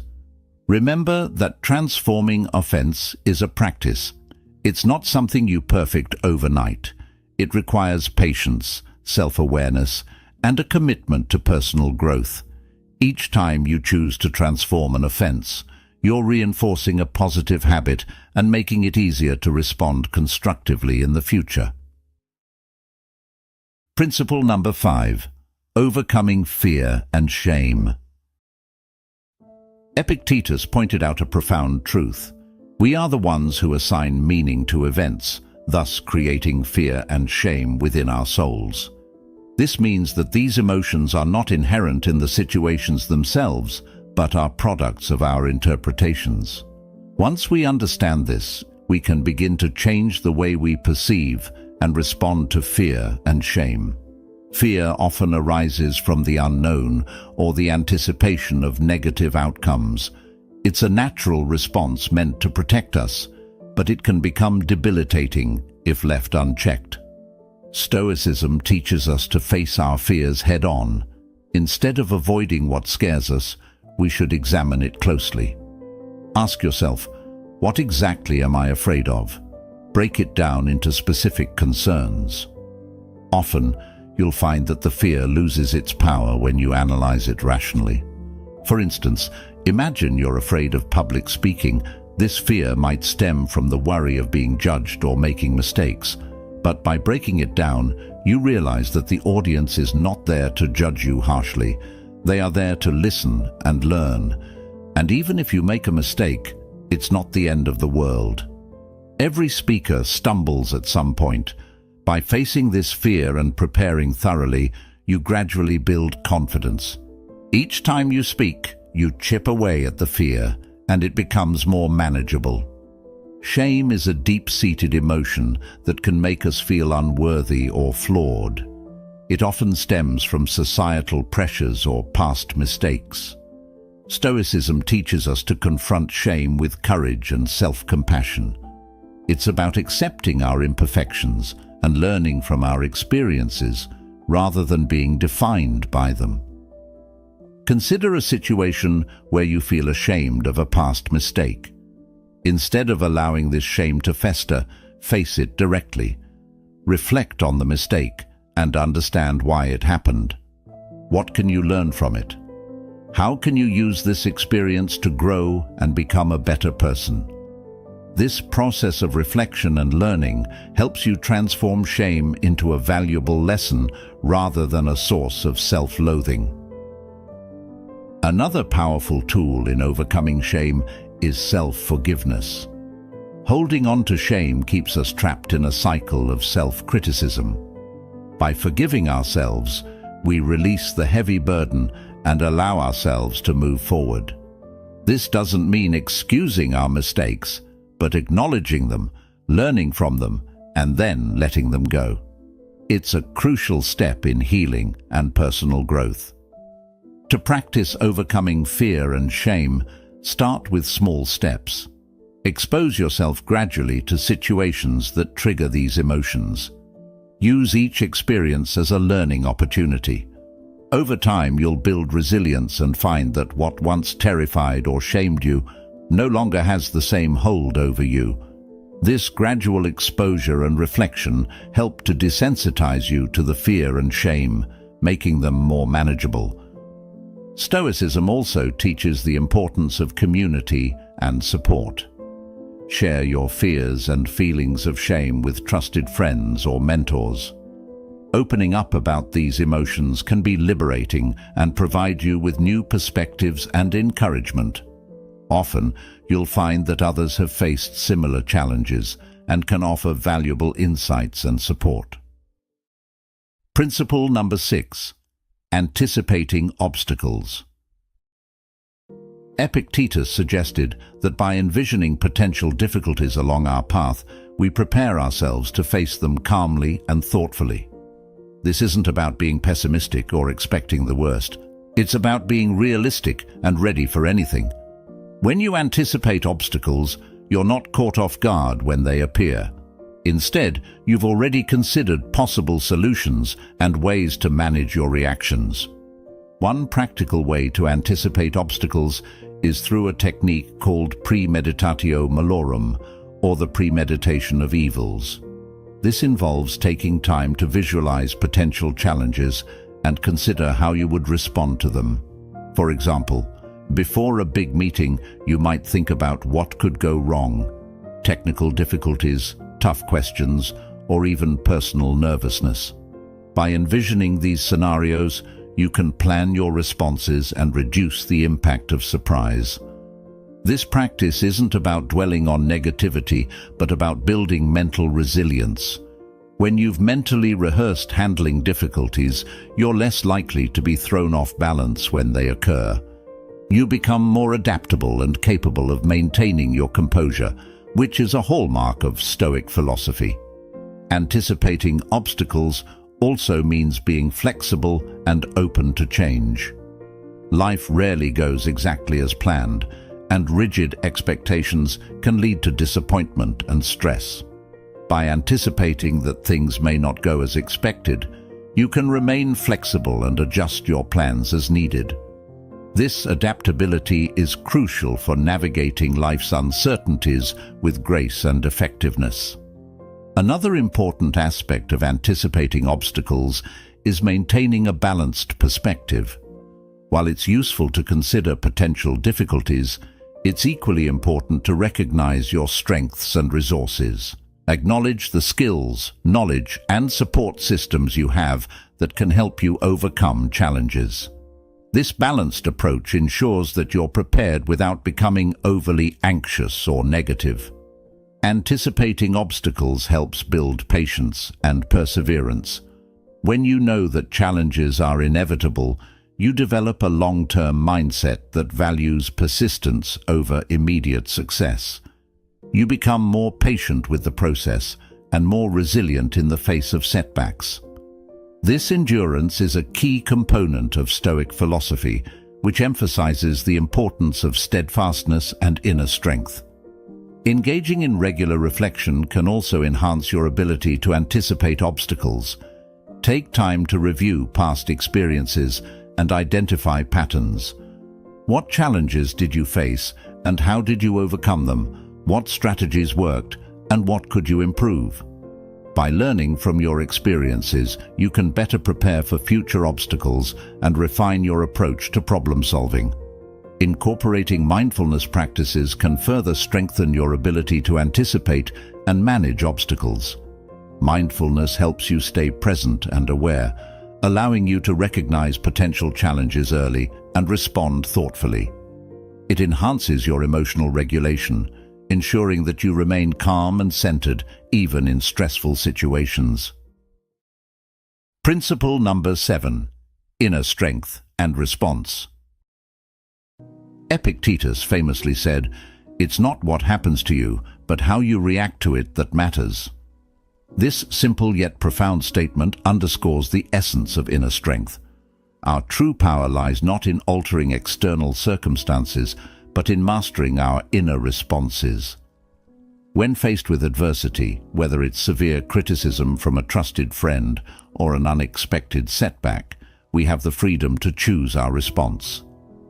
This choice defines our character and shapes our life. Inner strength is cultivated through self-awareness and deliberate practice. It starts with recognizing your emotions without letting them overwhelm you. This doesn't mean suppressing your feelings, but rather observing them and understanding their roots. When you become aware of your emotional triggers, you can better manage your reactions. This self-awareness is the first step towards building inner strength. Stoicism also emphasizes the importance of distinguishing between what is within our control and what is not. This distinction is crucial for maintaining inner peace. We cannot control other people's actions or opinions, but we can control our attitudes and responses. By focusing on what we can control, we conserve our energy and reduce unnecessary stress. This mindset shift is empowering and helps us stay grounded in the face of external turbulence. Forgiveness is another powerful aspect of inner strength. Holding on to grudges and resentment drains our energy and clouds our judgment. Just as Stoicism teaches us to control our reactions, it also encourages us to practice forgiveness. This doesn't mean condoning harmful behavior, but rather releasing its hold on us. By forgiving, we free ourselves from the burden of negative emotions and create space for healing and growth. Building inner strength also involves developing resilience. Life is full of ups and downs, and setbacks are inevitable. The key is to view these setbacks as opportunities to strengthen your character. Every challenge you face is a chance to practice resilience and perseverance. Over time, this practice fortifies your inner strength, making you more adaptable and less susceptible to life's fluctuations. Stoicism encourages us to seek strength not just in ourselves, but also in our community and faith. Surround yourself with supportive and like-minded individuals who uplift and inspire you. Engage in conversations that challenge and expand your thinking. If you have a spiritual practice, draw on it for strength and guidance. These external sources of support can reinforce your inner strength and provide a sense of belonging and purpose. Practicing gratitude is another effective way to cultivate inner strength. Gratitude shifts your focus from what you lack to what you have, fostering a positive mindset. Even in difficult times, there is always something to be grateful for. By regularly acknowledging and appreciating these positives, you strengthen your emotional resilience and maintain a balanced perspective. Inner strength is also about embracing vulnerability. Acknowledging your fears and insecurities doesn't make you weak, it makes you human. By confronting these vulnerabilities with courage and compassion, you transform them into sources of strength. This self-acceptance is a vital component of inner strength, allowing you to navigate life with authenticity and confidence. Principle number 8. Restraining actions. This doesn't mean suppressing your emotions or pretending they don't exist. It means acknowledging your feelings, but not letting them dictate your actions. It's about creating a space between stimulus and response, a moment to reflect and choose the most appropriate course of action.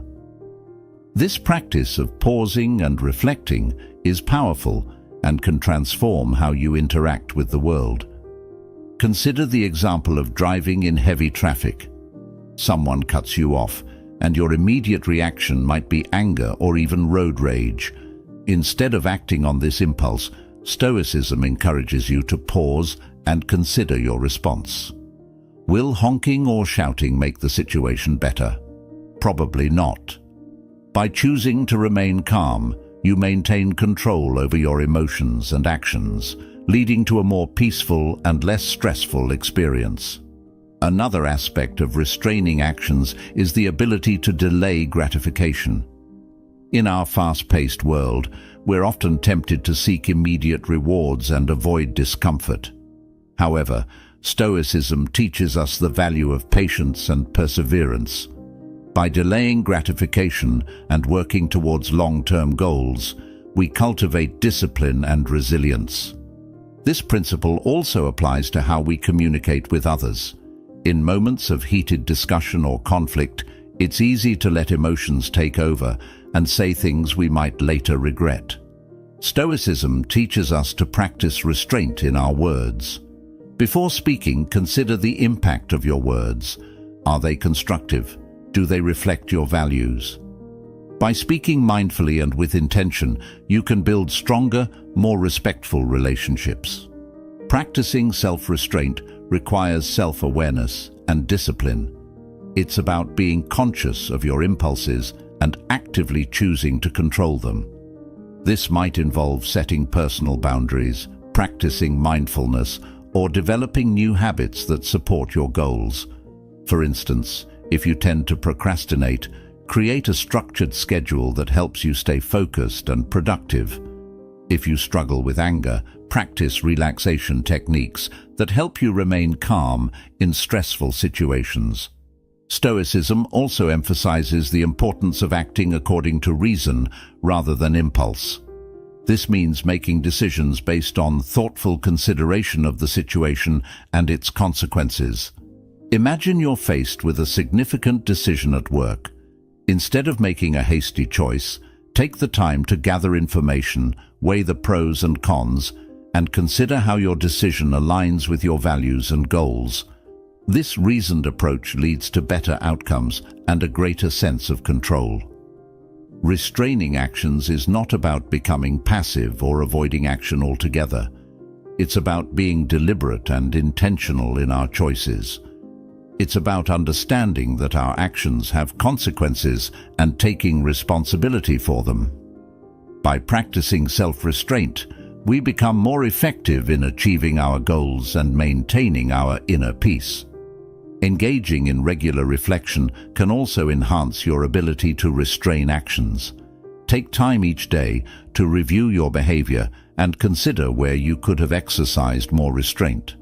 What triggered your impulses? How could you respond differently in the future? This ongoing self-assessment helps you build greater self-awareness and strengthens your commitment to acting with intention. Another practical approach to restraining actions is to develop a daily mindfulness practice. Mindfulness helps you stay present and aware, allowing you to recognize impulsive urges and choose more thoughtful responses. Whether through meditation, deep breathing exercises, or mindful observation, incorporating mindfulness into your routine can significantly enhance your self-control. Principle number 9, the power of acceptance. Acceptance is the first step towards effective action. When we resist reality, we waste energy and create unnecessary suffering. For example, if you lose your job, it's natural to feel upset and worried about the future. But by accepting the situation, you can focus on what you can do next, updating your resume, networking, or exploring new career opportunities. This proactive mindset enables you to navigate the challenge more effectively and reduces the emotional toll of the experience. One practical way to cultivate acceptance is through mindfulness and meditation. These practices help you stay present and aware, allowing you to observe your thoughts and emotions without judgment. By regularly practicing mindfulness, you develop the ability to accept each moment as it comes, with all its imperfections and uncertainties. This acceptance creates a foundation of inner peace and resilience. Stoicism teaches us that acceptance is not about giving up, but about finding strength in adversity. It's about understanding that every event, no matter how challenging, offers an opportunity for growth and learning. When faced with difficulties, ask yourself, what can I learn from this? How can this experience make me stronger? This shift in perspective transforms obstacles into stepping stones for personal development. Acceptance also involves letting go of perfectionism. Many of us strive for perfection in our careers, relationships, and personal achievements. However, this relentless pursuit can lead to stress and dissatisfaction. By accepting that perfection is unattainable, we can appreciate our efforts and progress. This doesn't mean lowering our standards, but recognizing that imperfections are part of the human experience. Embracing our flaws and setbacks with compassion allows us to live more fully and authentically. Gratitude is another powerful tool for cultivating acceptance. When we focus on what we have rather than what we lack, we shift our mindset from scarcity to abundance. Gratitude helps us see the good in our lives, even amidst challenges. By regularly practicing gratitude, we reinforce a positive outlook and strengthen our ability to accept and appreciate life as it is. Acceptance also extends to our relationships. We often have expectations of how others should behave, leading to frustration and disappointment when they don't meet these expectations. By accepting people as they are, with all their strengths and weaknesses, we can build more harmonious and fulfilling relationships. This doesn't mean tolerating harmful behavior, but understanding that everyone has their own journey and challenges. By practicing empathy and compassion, we create a space for authentic connections and mutual growth. Principle number 10. Living according to nature. Epictetus and other Stoic philosophers emphasized that living according to nature means recognizing our place in the world and acting in accordance with our rational and social nature. At its core, this principle is about living authentically and in harmony with the universe. Living according to nature starts with self-awareness. It requires a deep understanding of who we are and what our true nature is. This involves introspection and reflection on our values, strengths, and purpose. By understanding our natural tendencies and inclinations, we can make choices that align with our true selves rather than conforming to societal expectations or external pressures. This principle also means recognizing and accepting the natural cycles of life. Just as the seasons change, our lives go through different phases: growth, stability, decline, and renewal. By accepting these cycles, we can navigate life's transitions with greater ease and grace. Living according to nature involves cultivating virtues such as wisdom, courage, justice, and temperance. These virtues are the guiding principles that help us navigate life's challenges and make ethical decisions. Wisdom allows us to see things clearly and make informed choices. Courage gives us the strength to face adversity and take action. Justice ensures that we act fairly and honorably in our relationships. Temperance helps us maintain balance and self-control. By cultivating these virtues, we align our actions with our natural, rational nature. Stoicism also teaches us to live in harmony with others. As social beings, we are naturally connected to those around us. Living according to nature means recognizing our interdependence and contributing to the well-being of our community. This involves practicing empathy, compassion, and cooperation. When we help others and build positive relationships, we fulfill our social nature and create a more harmonious and supportive environment. Another aspect of living according to nature is embracing simplicity and focusing on what truly matters. In a world filled with distractions and materialistic pursuits, it's easy to lose sight of our true priorities. Stoicism encourages us to strip away the excess and focus on our core values and essential needs. This might involve simplifying our lifestyle, prioritizing meaningful relationships, and dedicating time to personal growth and self-care. By doing so, we create space for what truly brings us joy and fulfillment. Stoicism also emphasizes the importance of acceptance and gratitude in living according to nature. Accepting the natural flow of life means letting go of the need to control every outcome and trusting in the process. It's about being grateful for what we have and appreciating the present moment. Gratitude helps us recognize the abundance in our lives and fosters a positive mindset.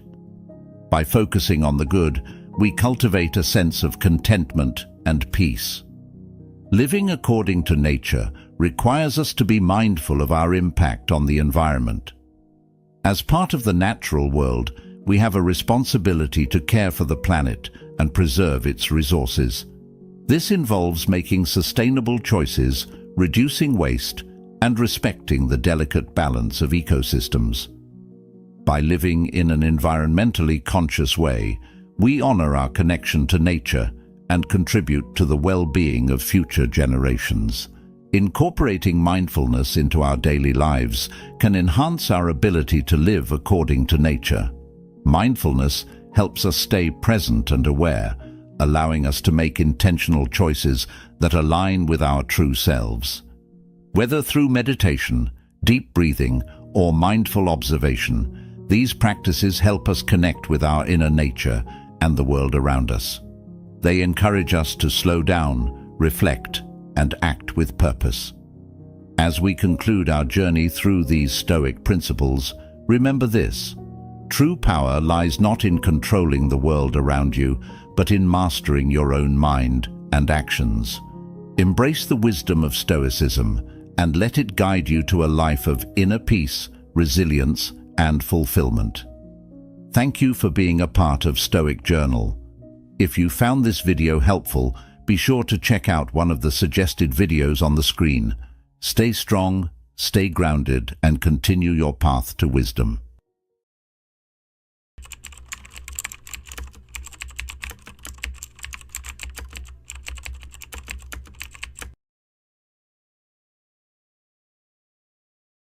Imagine waking up every day with a crystal-clear sense of purpose, not swayed by setbacks, unfazed by the chaos around you, and relentlessly focused on what truly matters. It sounds almost superhuman, doesn't it?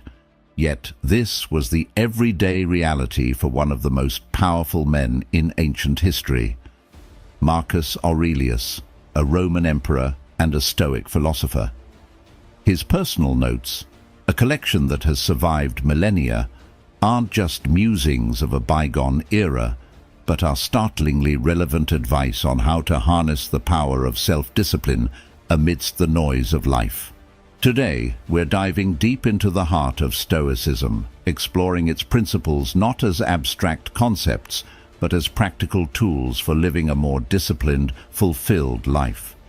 Stoicism teaches us how to turn adversity into advantage, emotional turmoil into tranquility, and life's unpredictability into a wellspring of strength. Whether you're struggling with daily stresses, seeking inner peace, or looking to elevate your productivity, understanding the Stoic way of life offers profound insights. In a world brimming with endless distractions and instant gratifications, the Stoic philosophy grounds us in the virtues of wisdom, courage, justice, and moderation. It's about more than just enduring life. It's about thriving in it, no matter what comes your way. So, if you're ready to transform how you view and handle life's challenges, stay tuned as we unpack the powerful, life-altering teachings of Marcus Aurelius and how they can be applied to cultivate a robust, disciplined life today. As we embark on this journey through Stoic philosophy and the profound teachings of Marcus Aurelius, If you appreciate what we're doing here, a simple free favor I'll ask from you is to hit the subscribe button. Also, don't skip any part of the video, because if you're here, you're different from the majority. So consider yourself an exception and stay tuned for the unique insights we'll explore together. Number 1. Self-discipline starts with finding your purpose. At the heart of Marcus Aurelius's philosophy is the belief that self-discipline begins with finding your purpose. But what does it really mean to find your purpose? It's about discovering what truly matters to you, what drives you at your core, and aligning your daily actions with that deeper calling. Marcus Aurelius often wrote about living in agreement with nature, which in Stoic terms means understanding your role in the larger scheme of things and acting in harmony with your virtues. For Aurelius, the purpose wasn't just a lofty ideal, but a practical compass that guided his every decision, from the mundane to the monumental. He believed that understanding one's purpose is what pushes you out of bed in the morning, ready to face the challenges of the day. It's what keeps you steadfast when temptations beckon you to stray.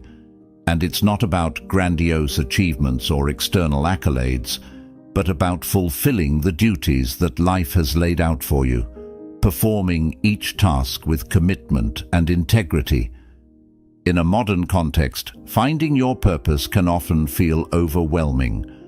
We live in a world saturated with choices and distractions that can lead us away from our true paths. Here is where Stoic wisdom is not just helpful, but essential.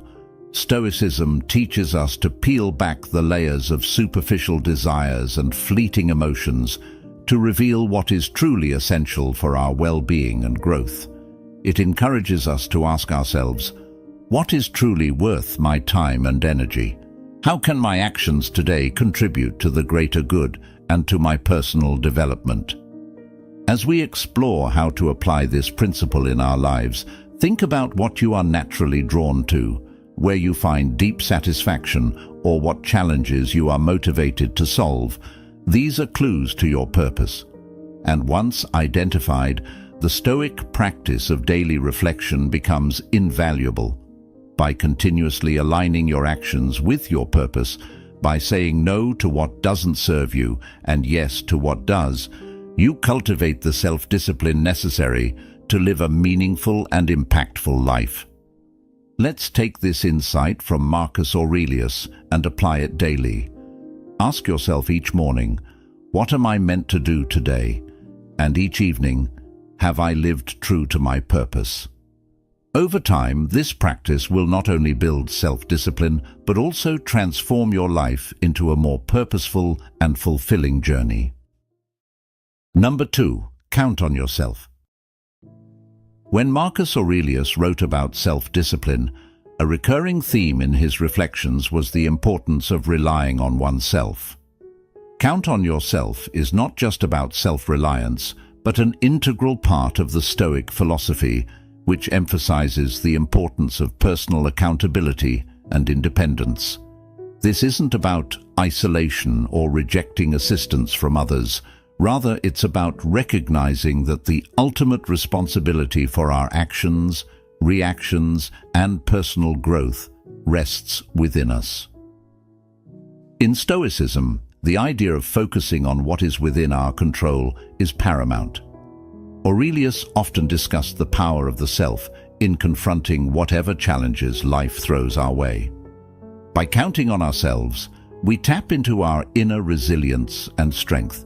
This principle teaches us to trust in our abilities to navigate through life's uncertainties and adversities. It's about building confidence not through arrogance, but through competence and a thorough understanding of one's own capacities and virtues. This self-reliance is liberating, but also daunting. In today's interconnected world, where opinions and advice are constantly at our fingertips, learning to listen to our inner voice can be challenging. However, Stoicism teaches us to filter out the noise and to trust in our reasoned judgments. Aurelius believed that this internal guidance was the most reliable counsel one could have because it is rooted in reason and virtue. By counting on ourselves, we also develop autonomy in our decision-making processes. It enables us to make choices that are aligned with our values and principles, rather than being swayed by external pressures or temporary emotions. This autonomy is crucial for maintaining personal integrity and for living a life that is true to oneself. So, how can we start to truly count on ourselves? It begins with small steps, making commitments and keeping them, setting personal goals and working towards them independently, and taking time to reflect on our decisions and their alignments with our core values. Over time, these practices strengthen our self-discipline, making us more resilient and grounded in the face of life's challenges. Number 3. Show up every day. Marcus Aurelius consistently emphasized the power of persistence, of showing up not just in body but in spirit every single day. This practice is not about monumental efforts unleashed sporadically, but about the quiet, steady dedication to daily tasks, which collectively forge a disciplined life. For Aurelius, showing up every day was synonymous with the Stoic idea of living in accordance with nature. To him, nature demanded of us not just to exist, but to actively participate in life, to contribute to the world through our actions, no matter how small or routine they might seem. Each day presented itself as a new arena, not for grand battles, but for proving one's commitment to their principles and duties. It's in the consistency, the everyday effort, where character is built and tested. In today's world, where distractions are many and motivations can be fleeting, the idea of showing up every day gains even more significance. It's easy to feel inspired one day and completely off track the next. Here, Stoicism teaches us the value of consistency. It's not the intensity, but the regularity of our actions that cultivates true discipline. This doesn't mean that every day needs to be a masterpiece of productivity. Rather, it's about not letting a day slip by unnoticed or unutilized, whether it's advancing in our career, improving our health, or deepening our relationships. Progress in any area requires the simple, often overlooked commitment to show up every day. Moreover, showing up every day is deeply intertwined with the Stoic practice of mindfulness, being present in the now and doing today's work today without the burdens of yesterday's failures or tomorrow's worries. Marcus Aurelius wrote extensively about focusing on the present, about doing the task at hand to the best of one's ability. This focus is what turns routine into ritual and effort into improvement. To cultivate this discipline, start small. Decide what showing up means for you. It could be as simple as writing a single paragraph of that book you've been meaning to write, doing a 5-minute workout, or spending 10 uninterrupted minutes with a loved one. The scale is not what transforms us, it's the act of showing up itself. Each day that you meet your commitment, you reinforce your willpower and build the resilience that defines Stoic philosophy. By adopting this daily practice, you embody the Stoic belief in personal responsibility and continuous self-improvement. You become a living testament to the idea that while we may not control the outcomes, we can control our efforts. In the consistent act of showing up, we find the discipline necessary to lead a purposeful and fulfilling life. Number 4. Practice voluntary hardship. This Stoic practice, strongly advocated by Marcus Aurelius, is about much more than just making life intentionally difficult. It's about preparing oneself for the unpredictabilities of life, strengthening one's resilience, and deepening appreciation for what one has. Marcus Aurelius, like many Stoics, believed that experiencing discomfort voluntarily helps to fortify the mind against times when life might force discomfort upon us. This could mean choosing to forego certain luxuries, enduring physical challenges, or simply practicing self-denial in small, everyday decisions. The logic is straightforward. If you're accustomed to hardship, sudden adversities won't throw you off balance. You're training your resilience muscles, so to speak, ensuring you can face life's challenges with a calm and composed mind. But why embrace discomfort in a world that constantly strives to offer us comfort? The answer lies in the very fabric of Stoic philosophy. Growth often happens at the edges of comfort zones. By voluntarily stepping into less comfortable spaces, we not only test our mental and emotional boundaries, but also expand them. This practice isn't about punishing oneself, but about shifting perspective, from seeing comfort as a necessity to viewing it as a luxury that we can do without if we choose. In practicing voluntary hardship, you also cultivate gratitude. It's easy to take everyday comforts for granted, but when you occasionally live without them, you begin to appreciate them more profoundly. This could be as simple as skipping a meal, which can heighten your appreciation for the food you do have, or opting to walk instead of drive, which might deepen your gratitude for mobility and health. Moreover, voluntary hardship connects us to the reality that many people live with involuntarily every day. This connection can foster empathy, humility, and a deeper understanding of the human condition, anchoring us more firmly in the reality of the world we share with others. So, how can we integrate this practice into our lives? Start small. Choose something manageable. Perhaps wake up an hour earlier than usual, limit your use of technology for a day, or choose the stairs over the elevator. The key isn't in the scale of the hardship, but in the regularity and intention behind it. Each act of voluntary discomfort is a step towards greater mental fortitude and self-discipline. Number 5. Practice dichotomy of control. This principle distinguishes between what is and isn't within our control, urging us to focus our energy solely on the former. This seemingly simple concept can profoundly transform our approach to life's challenges, reducing anxiety and fostering a deeper sense of peace and resilience. So, what exactly is within our control? According to Stoicism, it's primarily our own actions, reactions, and judgments. Our thoughts, our will, our responses. These are the arenas where we have agency. Everything external, be it the weather, the actions of others, or global events, lies outside our direct control. Marcus Aurelius consistently emphasized this point in his Meditations, noting that becoming upset or disturbed by things outside our control is not just futile, but counterproductive to our well-being. Practicing the dichotomy of control starts with this realization. While we can influence external events, we cannot control them entirely.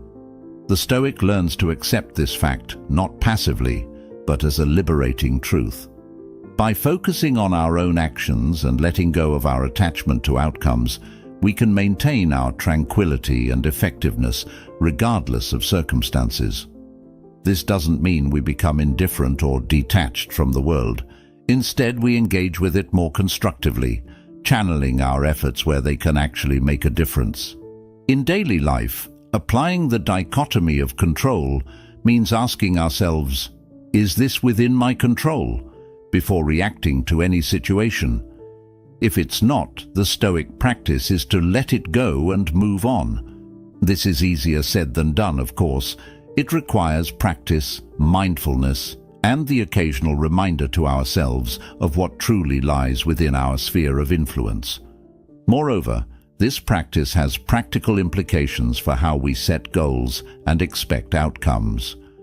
While we strive to achieve our goals, tying our happiness or self-worth to the realization of outcomes determined by myriad external factors is setting ourselves up for frustration. Instead, Stoicism teaches us to find satisfaction in the pursuit itself, in our adherence to our values, and in the effort we put forth. Marcus Aurelius and other Stoic philosophers did not promise a life without challenges. Instead, they offered a strategy for maintaining inner peace and dignity, regardless of life's highs and lows. By practicing this principle, we not only enhance our own lives, but can also influence those around us through our example of calmness and resilience in the face of life's inevitable uncertainties. Number 6. Never play the victim. This concept involves a profound understanding of personal responsibility and the Stoic commitment to self-mastery. Rather than succumbing to a victim mentality where one sees themselves as a passive recipient of life's hardships, Stoicism encourages us to seize control over our perceptions and reactions. This empowerment is central to the Stoic belief that our happiness and peace of mind are determined more by our internal state than by external events. The idea here isn't to deny the difficulties or injustices that one might face. Rather, it's about shifting the focus from what happens to us to how we respond to what happens. Aurelius believed that every external event comes with a choice. How will we let this define us? By refusing to play the victim, we reject the idea that our emotional well-being is at the mercy of external circumstances. This is a liberating realization that opens the door to greater personal growth and resilience. In practicing this principle, we start by observing our habitual responses to challenging situations. Do we immediately look for external factors or others to blame? Do we spend our energy complaining about the situation rather than addressing it? Changing these patterns isn't about suppressing our feelings, but rather about understanding them more deeply and redirecting our energies more constructively. It involves acknowledging our pains and disappointments while also recognizing our capacity to move forward despite them. Moreover, this Stoic teaching encourages us to see every obstacle as an opportunity to practice virtue and strengthen our character. This perspective is fundamentally proactive and empowering. It transforms potential feelings of helplessness into moments of choice, where we can assert our agency. Each challenge becomes a test of our commitment to our values and an opportunity to demonstrate fortitude, perseverance, and resilience, qualities that define the Stoic ideal. By never playing the victim, we embody the Stoic ideal of emotional independence. We develop an inner fortress of calm and equanimity from which we can engage with the world more fully and freely. This doesn't mean becoming emotionless or indifferent, but rather achieving a state where our happiness isn't easily disrupted by the ups and downs of life. In this way, we live not at the whim of our circumstances, but in alignment with our deepest principles, regardless of what life throws our way. Number 7. Practice delayed gratification. Marcus Aurelius championed this principle not just as a personal discipline, but as a pathway to greater freedom and satisfaction. In the Stoic view, mastering one's impulses by delaying gratification isn't about denying pleasure, but about achieving a higher form of fulfillment that is aligned with one's values and long-term goals. Delayed gratification, in the Stoic sense, involves a strategic postponement of immediate desires to gain more significant and enduring rewards. It's about making choices that might not offer instant satisfaction, but lead to lasting well-being and personal growth. This principle is particularly relevant in our modern culture of instant everything, where the ability to wait, to hold off for something better, is a rare and valuable skill. For Stoics like Aurelius, the practice of delayed gratification was also about maintaining mastery over one's desires. He believed that being enslaved to fleeting pleasures could lead to a loss of freedom, in that one becomes captive to their whims and impulses. Instead, By exercising restraint and choosing our actions based on reason and foresight, we cultivate a life not just of temporary pleasures, but of lasting tranquility and contentment. Implementing delayed gratification in everyday life can start with simple habits. It might mean saving money rather than spending it impulsively, or choosing a healthy meal over fast food, or even dedicating time to study or practice a skill instead of immediate leisure activities.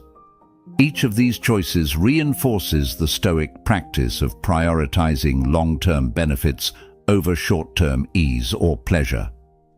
Moreover, the benefits of this practice are extensive. Research in psychology supports the Stoic view, linking delayed gratification to better outcomes in career, education, health, and personal relationships. People who can postpone immediate gratification are often better at handling stress, reaching their goals, and living healthier, more fulfilling lives. Number 8. Ignore naysayers. This concept goes beyond merely not listening to negative feedback. It's about cultivating a mental resilience that allows you to remain steadfast in your convictions and focused on your goals, even in the face of doubt and skepticism from others. For Stoics, the approval or disapproval of others is outside one's control, and therefore not something to rely on for personal validation or guidance. Marcus Aurelius wrote extensively about focusing only on actions and opinions within one's own control, emphasizing that true peace comes from within and cannot be shaken by external judgments. This Stoic indifference is not about being dismissive of others, but about maintaining an internal locus of control. It encourages us to filter out noise that does not serve our higher purposes or align with our values. In practical terms, ignoring naysayers is crucial in our modern world, where opinions are plentiful and criticism is often just a click away. It involves recognizing that while constructive feedback can be valuable for growth, baseless criticism should not deter us from our path. This distinction is vital. Stoicism teaches us to evaluate the source and intent of the criticism we receive. Is it informed? Is it well-meaning? Does it align with our core values? Moreover, practicing this principle means building a personal philosophy robust enough to withstand external pressures. It's about being confident in your decisions and actions, not out of arrogance, but out of a deep understanding of your own values and objectives. This is what Marcus Aurelius practiced daily, not just as a ruler, but as a human being striving for virtue in a complex world.